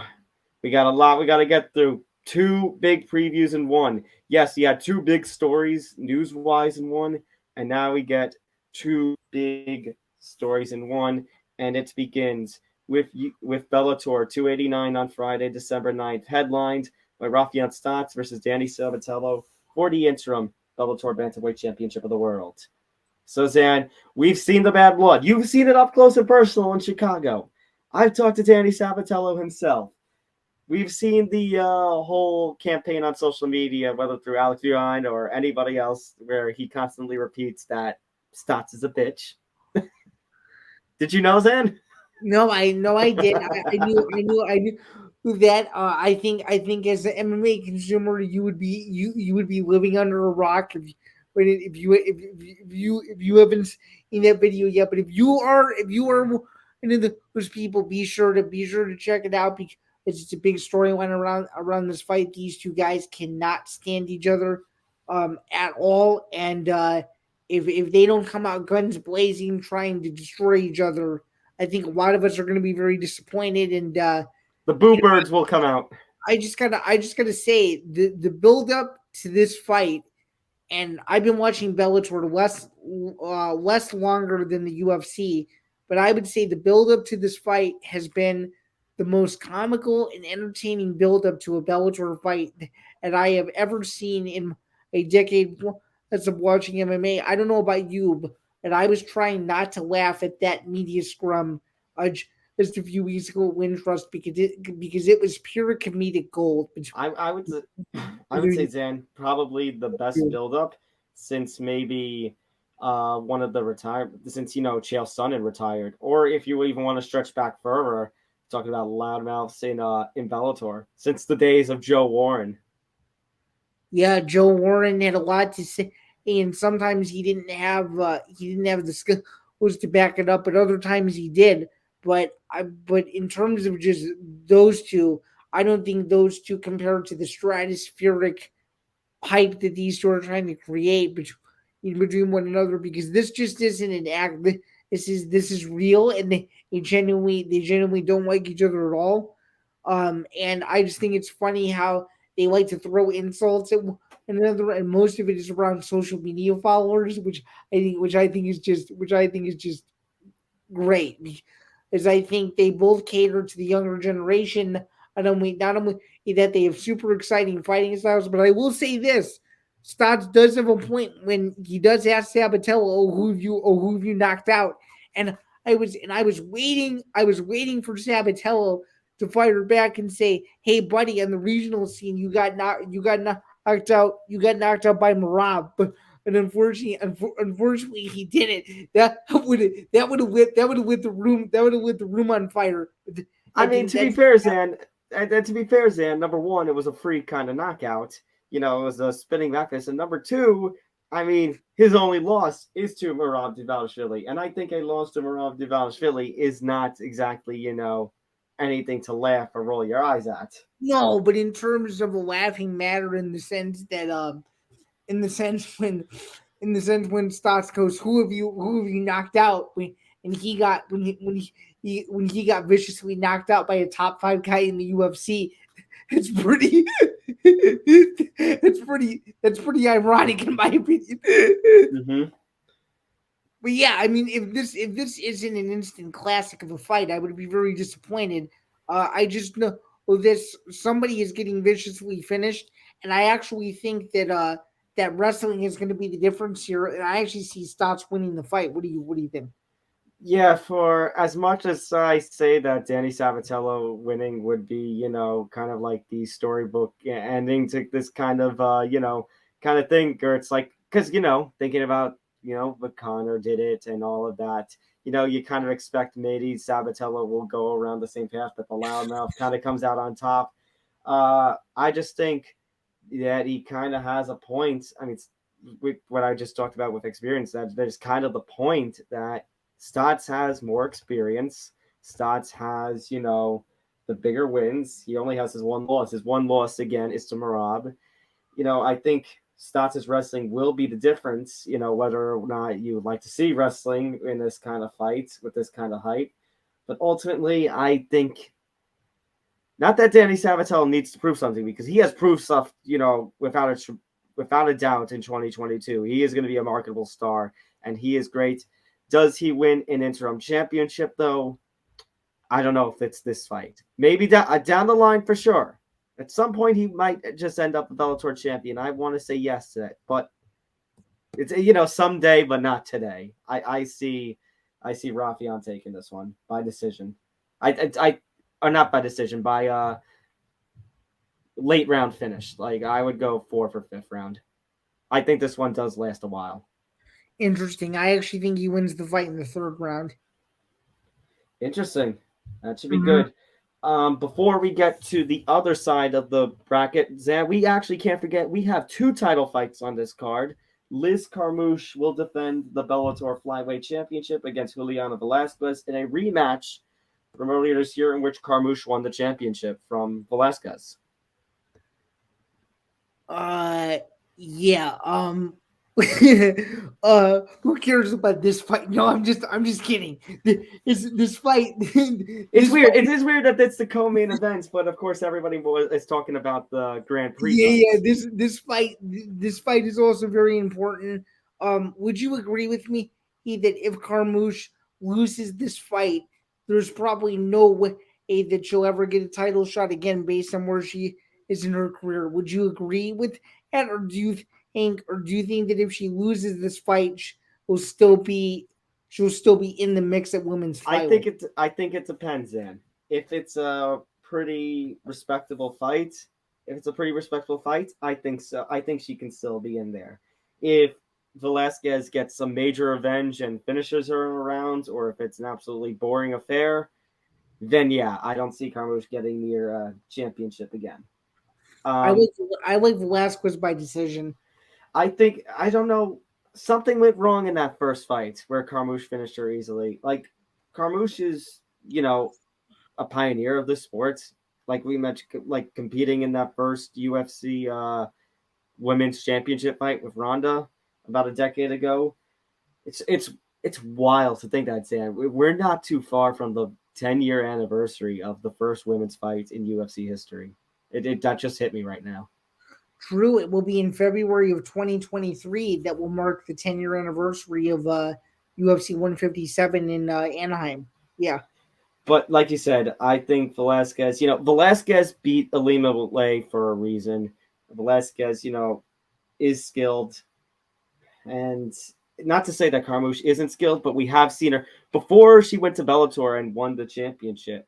Her first couple of fights, her 2 title fights in UFC. One, she nearly finished Ronda, but Ronda came back, as we just mentioned, that fight. And then the other was the flyweight title fight against Valentina. And that was just, Zan, one of the weirdest and most boring title fights I think I've ever seen.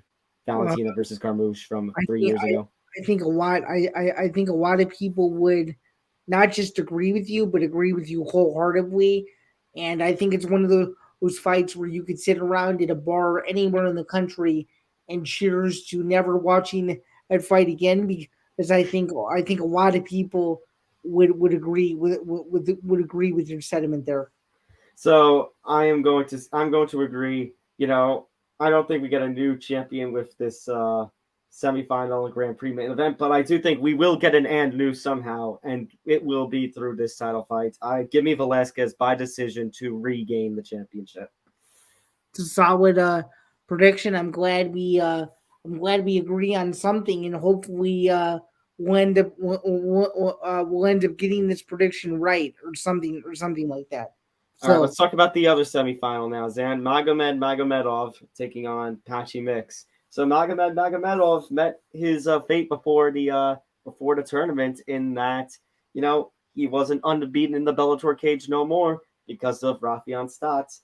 Patchy Mix, he came this close, Zan, to being an undefeated Bellator champion, but then fell, in comeback style fashion. Juan Archuleta came from behind on the scorecards to win the vacant championship a couple of years ago. I actually talked to Patchy Mix and he mentioned that he doesn't have any extra motivation because of that fight, but that fight still kind of haunts him in a little bit of a way.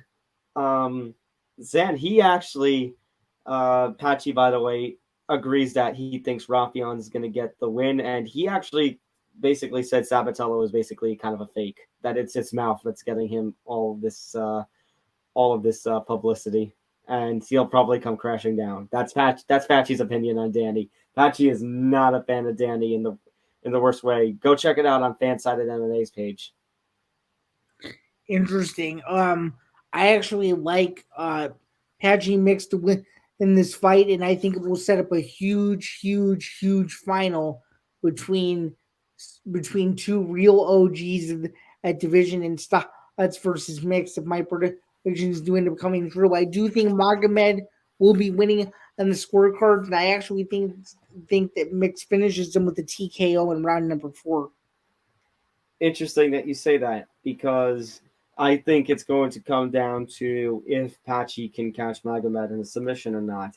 If it's just a pure grappling fight where nobody gets a clear, submission advantage, I lean to Magomed. And honestly, Zan, I will lean to Magomed in this one. I say Magomed will take this one on the scorecards and give us the Rafion Magomed to rematch for the interim championship in the final, with the winner facing Sergio Pettis. Imagine if we're both wrong, and imagine if the final was Sabatello versus Mix instead. Well, Sabatello versus Mix, to be honest with you, Zan, I kind of have a vesting interest now after interviewing both of those guys. I can't blame you. I can't blame you. During the build up to that fight would just be absolutely hilarious, considering that Sabatello literally downplayed Mix during the press conference with Stotts, which made the whole ordeal even much funnier, because Stotts was confused with half of what Sabatello was saying when he was talking about Magomedov versus Mix, which made the whole room just explode. It's with sheer excitement and laughter, which made the whole incident even funnier. So, all right, one more fight we got to talk about, Zan. I mean, we could talk about some prelims if you want. But we do have to talk about, in terms of the main card, Dalton Rasta taking on Anthony Adams. Zan, I've talked to Dalton multiple times. I didn't get to for this fight, but every time he competes on a Bellator card, he just seems to impress me. So I kind of have a vesting interest, and I kind of want to see him succeed. But a 9-2 Anthony Adams, maybe his toughest competition yet? Yeah, I mean, let's see. So Rasta has not fought since July of 2022, and yeah, I mean, this is without a doubt his toughest test. If he can get through Adams, I think you're gonna start to see his name pop up a lot more in the middleweight division of sorts. Would you say though that Rasta's best path to victory is probably to finish Adams early? Just given that Adams is a little bit more experienced. And well, Zan, I mean, it also helps that Dalton. Well, and you'd probably agree that Adams has fought tougher competition. Would you not? I do agree, but Zan, I think it also kind of helps that Dalton Rasta is the kind of guy that wants to get fighters out of there in the first round. If he doesn't finish them in the first round, it is kind of a disappointment for him. So tough test, but like you said, if he can turn on the gas early and get Anthony Adams out of there quickly, I think that's going to be Dalton Rasta's biggest key to victory in this fight, and I think his biggest key to potentially, unlocking more main card and higher relevant main card fights here. Yeah, I think he's in a very similar position to Sullivan Coley, so we'll see how he does, right? For sure. Any notable bouts on the prelims, Zan, that you have a vested interest in? I kind of like this one, Zan, the Cody Law versus Chris Lencioni fight. That's the only fight that really sticks out to me, but otherwise, that's really it from this card. Outside of the top 2 fights, this Bellator card isn't as stacked as what I was hoping it would be, but we'll see how it goes. I also do like the opening prelim. It says it's an opening prelim. We'll see what the card order is for these prelims, but I do like the opening prelim as well of Cass Bell versus Jared Scoggins. Yeah. Given that Scoggins is a UFC veteran too, right? Yep. An ex UFC veteran of sorts. So yeah, we'll see how these fights go. But there's something nostalgic and a mystique around these Mohican Sun shows that make them feel pretty memorable. So we'll see how this one goes. For sure. All right, Dan, give me a second here to get the UFC one up. Okay.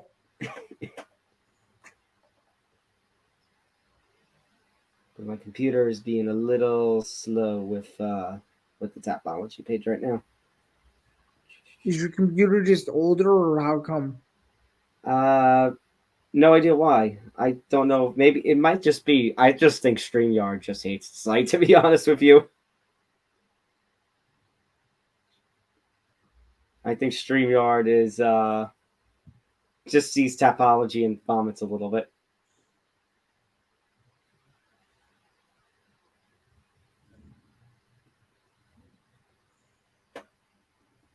Maybe it's because maybe it's because it doesn't like you. No, I'm just kidding. It could very well be because StreamYard doesn't like Tapology too. But who knows? It could be they could both be one and the same. Probably. All right, let me get that back up. Come on, StreamYard. Come on, present. Share screen. Chrome tab. MC282. And boom. All right, then. Now we also have UFC 282 this weekend. Pretty big card. Headlined by, again, we talked about how it was supposed to be headlined by Glover Teixeira challenging challenging Yuri Prochazka in a rematch of their Fight of the Year candidate from June.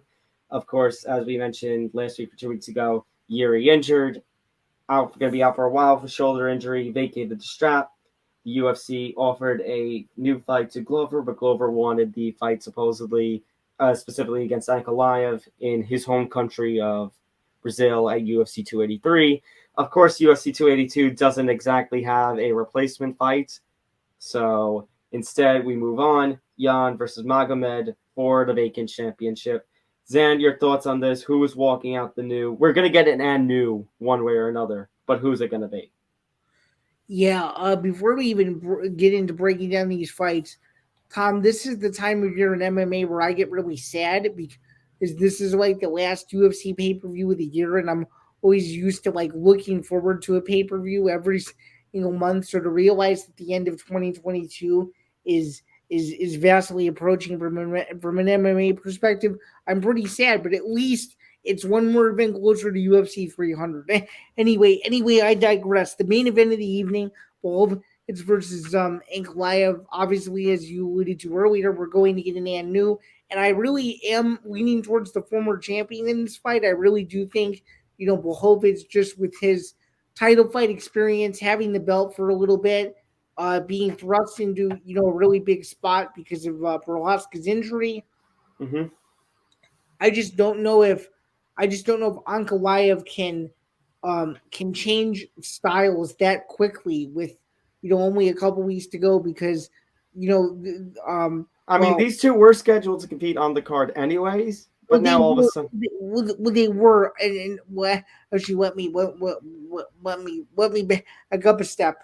They're now preparing for a 5-round fight. 5-round fight's much different. You're right. As opposed to a 3-round fight. I don't know if Ankalaev is going to be ready for the big stage, whereas Blachowicz has fought in several championship fights now over the course of his UFC career, including a win over Israel Adesanya, which is impressive to say the least too. So I agree, Zan. I think the experience is going to help Jan Blachowicz win out, especially when you consider that Israel fight was a full 5 rounds, so he has experience in that department. Ankalaev, he's racked up some big wins, but light heavyweight, Zan, I hate saying it, but I think light heavyweight is the weakest division that the UFC has, maybe outside of Yeah, it's not outside of the non-existent women's featherweight division. It's not even it's not even a debatable topic. Light heavyweight is most certainly the weakest men's division that the UFC has. And by the way, Tom, because you were curious about this a couple weeks ago, I wanted to reveal the news to you that on Patty Pimblett's podcast yesterday with Dana White revealed that Glover Teixeira is in fact the number one contender for the winner of this coveted light heavyweight title fight between Blachowicz and Ankalaev. So there is he's getting a fight. So he's getting a fight. It's just a matter of he's gonna have to wait a little bit. Yeah, for the winner of this fight. And then I don't know this for sure, but assuming Glover wins that supposed fight between Glover and whoever comes out of this one will eventually fight Yuri if he ever gets back to 100%. So I guess that's how it's gonna work. But I agree. I want. They're both power guys, so I want to say finish because I want to see something exciting happen. But I don't know, Zan. Do you see a finish in this one? Unless it's Ankalaev winning the fight, I don't think so. Well, how about you? Yeah. If you don't see it, I won't see it. So I'm gonna go Blachowicz regains the championship, and I say decision. Interesting. But yeah, I like Blachowicz by decision too. But don't be surprised if Ankalaev rocks Blachowicz early and makes the fight interesting before Blachowicz makes some necessary adjustments and just uses his wrestling to win the fight. Could you see the fight going that way as well? I agree. Absolutely. All right. You brought up Patty. Let's talk about it. So with the news of Glover out and that fight elevated to a championship fight, Patty gets the biggest stage, Zan, that he could have right now. It is going to be Patty Pimblett taking on Jared Gordon in the co-main event. Did we not say 3.5 months ago that Patty Pimblett wasn't going to get a co-main event slot for years, and we were both absolutely dead wrong? Well, I don't know about if we said years, but we said that we had the whole debate about New York versus Las Vegas. I thought that Patty would get on a pay-per-view card. I didn't expect his first pay-per-view card. He was going to be thrown into a co-main event already. True. Very good point. Yeah, but two of Dana White's favorite fighters, without question, the biggest fight of Patty Pimblett's career, name-wise, is the biggest fight of Jared Gordon's career. And Zan, I want to add something. This whole thing you mentioned, the Dana podcast, this whole little beef right now with Patty and Ariel, I think that just raises the stakes of Patty. That this is a bit of a must-win fight. Yeah, 100%. Because if you think about it, Jared Gordon, at least this week, as far as I can see, hasn't gotten nearly the amount of attention that Patty Pimblett is getting for being in a co-main event. And maybe Jared can use that as a chip on his shoulder to go out and surprise some people. What do you think? I think so too. Do I think the fight will play out that way? Probably not. Probably not. No, I see Patty getting this done, second round finish. Really? I'm gonna disagree with you again. I actually like Jared Gordon to beat Patty by decision. Interesting. Do I think that's kind of? It's not a bad choice, then. I see. I just think that's the way you beat him if you don't want to run the risk of getting knocked out. You're right on that one. I guess, Zan, it's going to come down to the ultimate question that we've seen repeatedly with a couple of these guys the UFC wants to strap the rocket to. Is the rocket going to be strapped too early? True. I got to roll with this Santiago Ponzinibbio against Alex Morono. That's another great fight. Yeah. So actually, Zan, I just have to do a live changing of the graphic because I had this set when it was still Robbie Lawler. That's another change to this card that not too long ago that it was supposed to be Santiago Ponzinibbio taking on Robbie Lawler, and then Robbie Lawler got hurt, which is kind of disappointing. Although granted, Robbie Lawler hasn't looked the same since for a while now, let's say. Yeah, I would say Robbie Lawler probably hasn't looked the same since about 2015, but anyway, and 180 pound catch weight out. True. Is it just because it was too probably to short notice, probably too short of notice, and probably because Morono probably couldn't make take the weight because he was the last replacement. Makes sense. But yeah, I like Ponzinibbio here. Again, Morono preparing for an entirely different opponent than what Ponzinibbio was expecting. But I still think Ponzinibbio, with the amount of time he's been given to train and all that, I think Ponzinibbio finishes him easily. I think he wins in the second round. What do you think? Completely agree. Second round finish for Ponzinibbio. I say probably KO TKO. Absolutely. I don't mean to skip over Mitchell versus Topuria. We'll get to that, but I just want to say I am all in on the Raul Rosas Jr. hype train. I believe in him. He's super young, and I understand he's still just a kid. But if he can beat an up and coming touted prospect like Jay Perrin, that's a massive win for that kid. And the sky is the. I mean, I love Rosas Jr. by finish on Saturday. I think he continues to shock the MMA world. What do you think? Yeah, this is a big opportunity for him. Really huge opportunity. And if he beats Perrin, I think the UFC is probably going to really get behind him as another star from Mexico that they can try to get into that market again.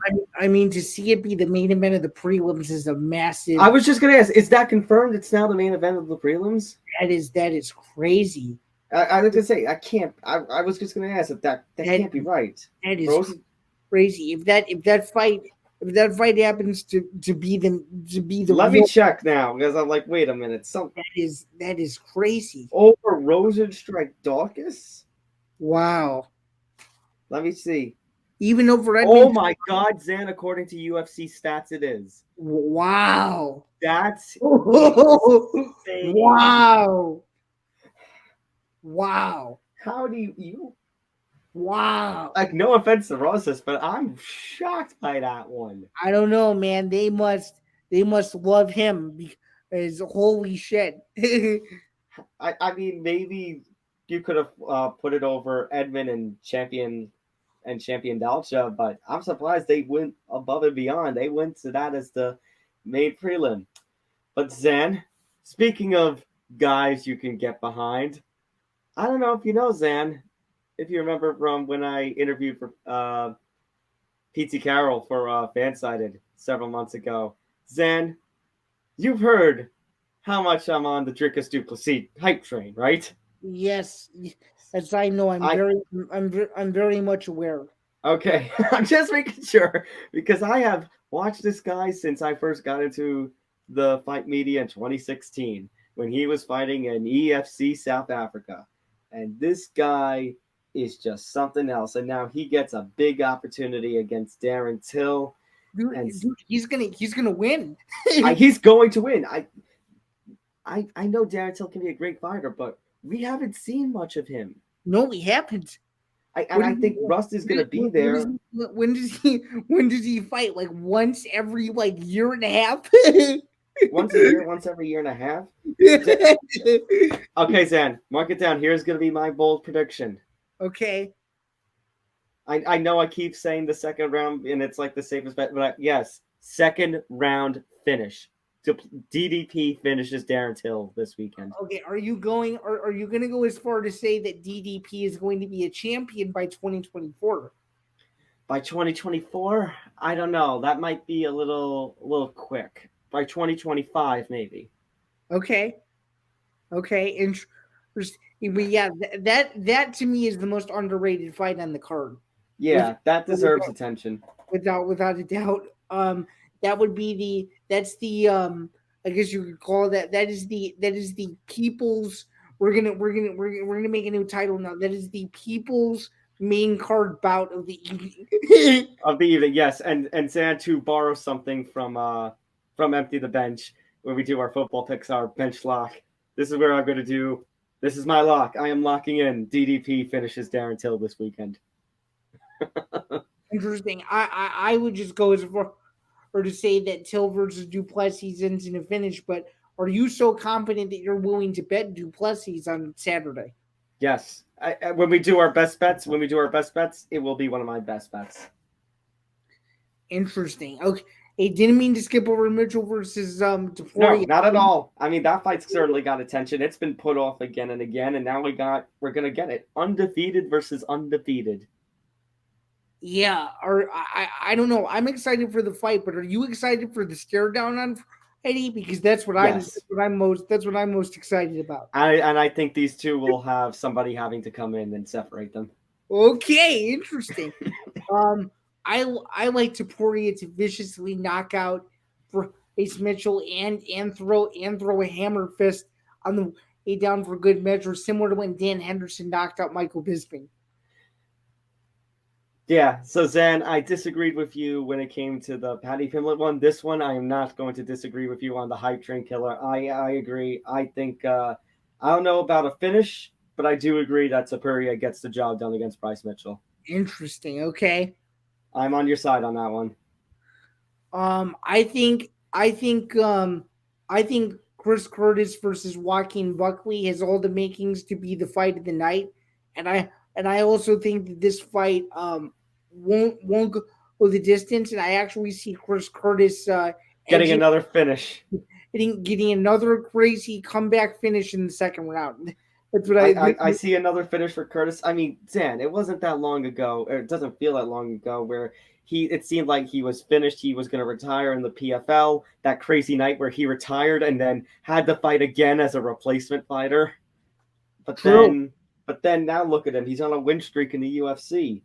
And he's number 16 in the Tapology middleweight rankings. Wild. I mean that just goes to show you, Tom, how deep the middleweight division is. And when you're talking about a number 16 ranked guy, is a guy who could be in the upper echelon of that weight class in a year and a half or so. Very, very interesting. For sure. Overall, a solid card. Going into the card, I never do this, but this card is so big that I'm going to. This card gets an A- for me, even with all of the stuff that happened at the top of the card. Interesting.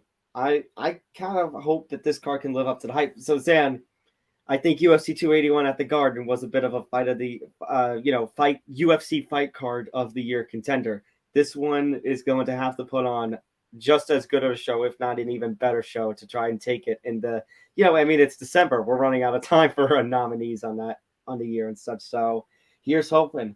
I say that even as a person here in New York. Let's talk about best bets. So Zan, give me, let's say at least one from each. You have to pick at least one from the Bellator side and at least one from the UFC side. Okay, I like Jay Perrin versus Raul Rosas Jr. not to go the distance. Okay, I'm going to stick with my with my lock. I'm going to say DDP finishes Darren Till. Interesting. Or if you don't even want to go that far, there's my doesn't go the distance prop. I would use it as at least a doesn't go the distance prop. DDP okay. Till. Okay. What about Bellator? For Bellator, I like Velasquez via decision, and I also like Patchy mixed by finish. Okay. I'm actually gonna throw, since we're doing three, I'm actually gonna throw one more Zan. I would even throw a bet on Curtis to get a finish on Joaquin Buckley, and then for Bellator, I will agree with you. I'll throw a bet on Velasquez getting the win over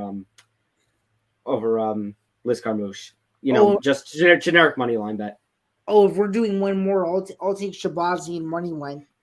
Oh, really? Edmund Shabazian over I'm sorry, what is it?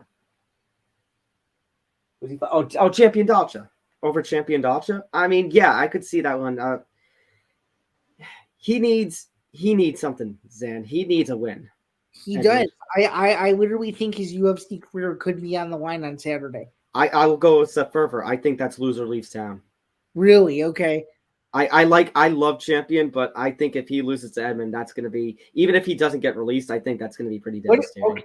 What if in the worst possible way this fight ends in a 28-28 draw? I think they would both stick around, to be honest with you. Yeah, they'd probably get one more fight. But yeah, overall, two solid cards for Friday and Saturday, and if neither of them move up to the hype, I'll be very disappointed. Before we get out of here, make sure to like and subscribe. Be sure to follow Empty the Bench on all of the different social channels. Be sure to follow MMA Outsiders ETB. That's all scrolling across the screen. You can also follow me at Bando99. You can find my work at bjpen.com. You can follow Tom over there at Fansided MMA. You can find all of his work at Tom Talks Sports 9 and at Thomas J. Albano on Twitter. And yeah, that's good. And to wrap it for episode 18 of the MMA. It was a packed episode and a very long episode. We thank you for sticking through it. I think we need to give Zan one more shout out to Zayd Hussein, the sports journalist at Props and sports talk host at WCRX 88.1 FM, and to Adam Martin, the betting writer and podcaster over at Bookies, MyMMANews, and MMAOddsBreaker. Shout out to them for helping us break down this James Krause story, which we're probably going to be talking about for weeks on end. And yeah, stacked week of fights this week. So go enjoy them. And remember, be Joe Pyfer. Be Joe Pyfer. And always remember too that sometimes the best fights you've ever seen are not ones that are 10-7 decisions. So always remember that very rarely, but sometimes a fight may go to a 10-7 decision, but other times it will more than likely end in your standard 10-8 or 10-9. And also be sure two other things: support open scoring and support the sport. Wait, Zan, I want to throw. There's another sometimes you're missing. Sometimes these things happen in MMA. All right, we're done. We're falling off the rails. Let's get out of here. For Zan, I'm Tom. We'll see you next week. Take care. Next week. Take care, everyone.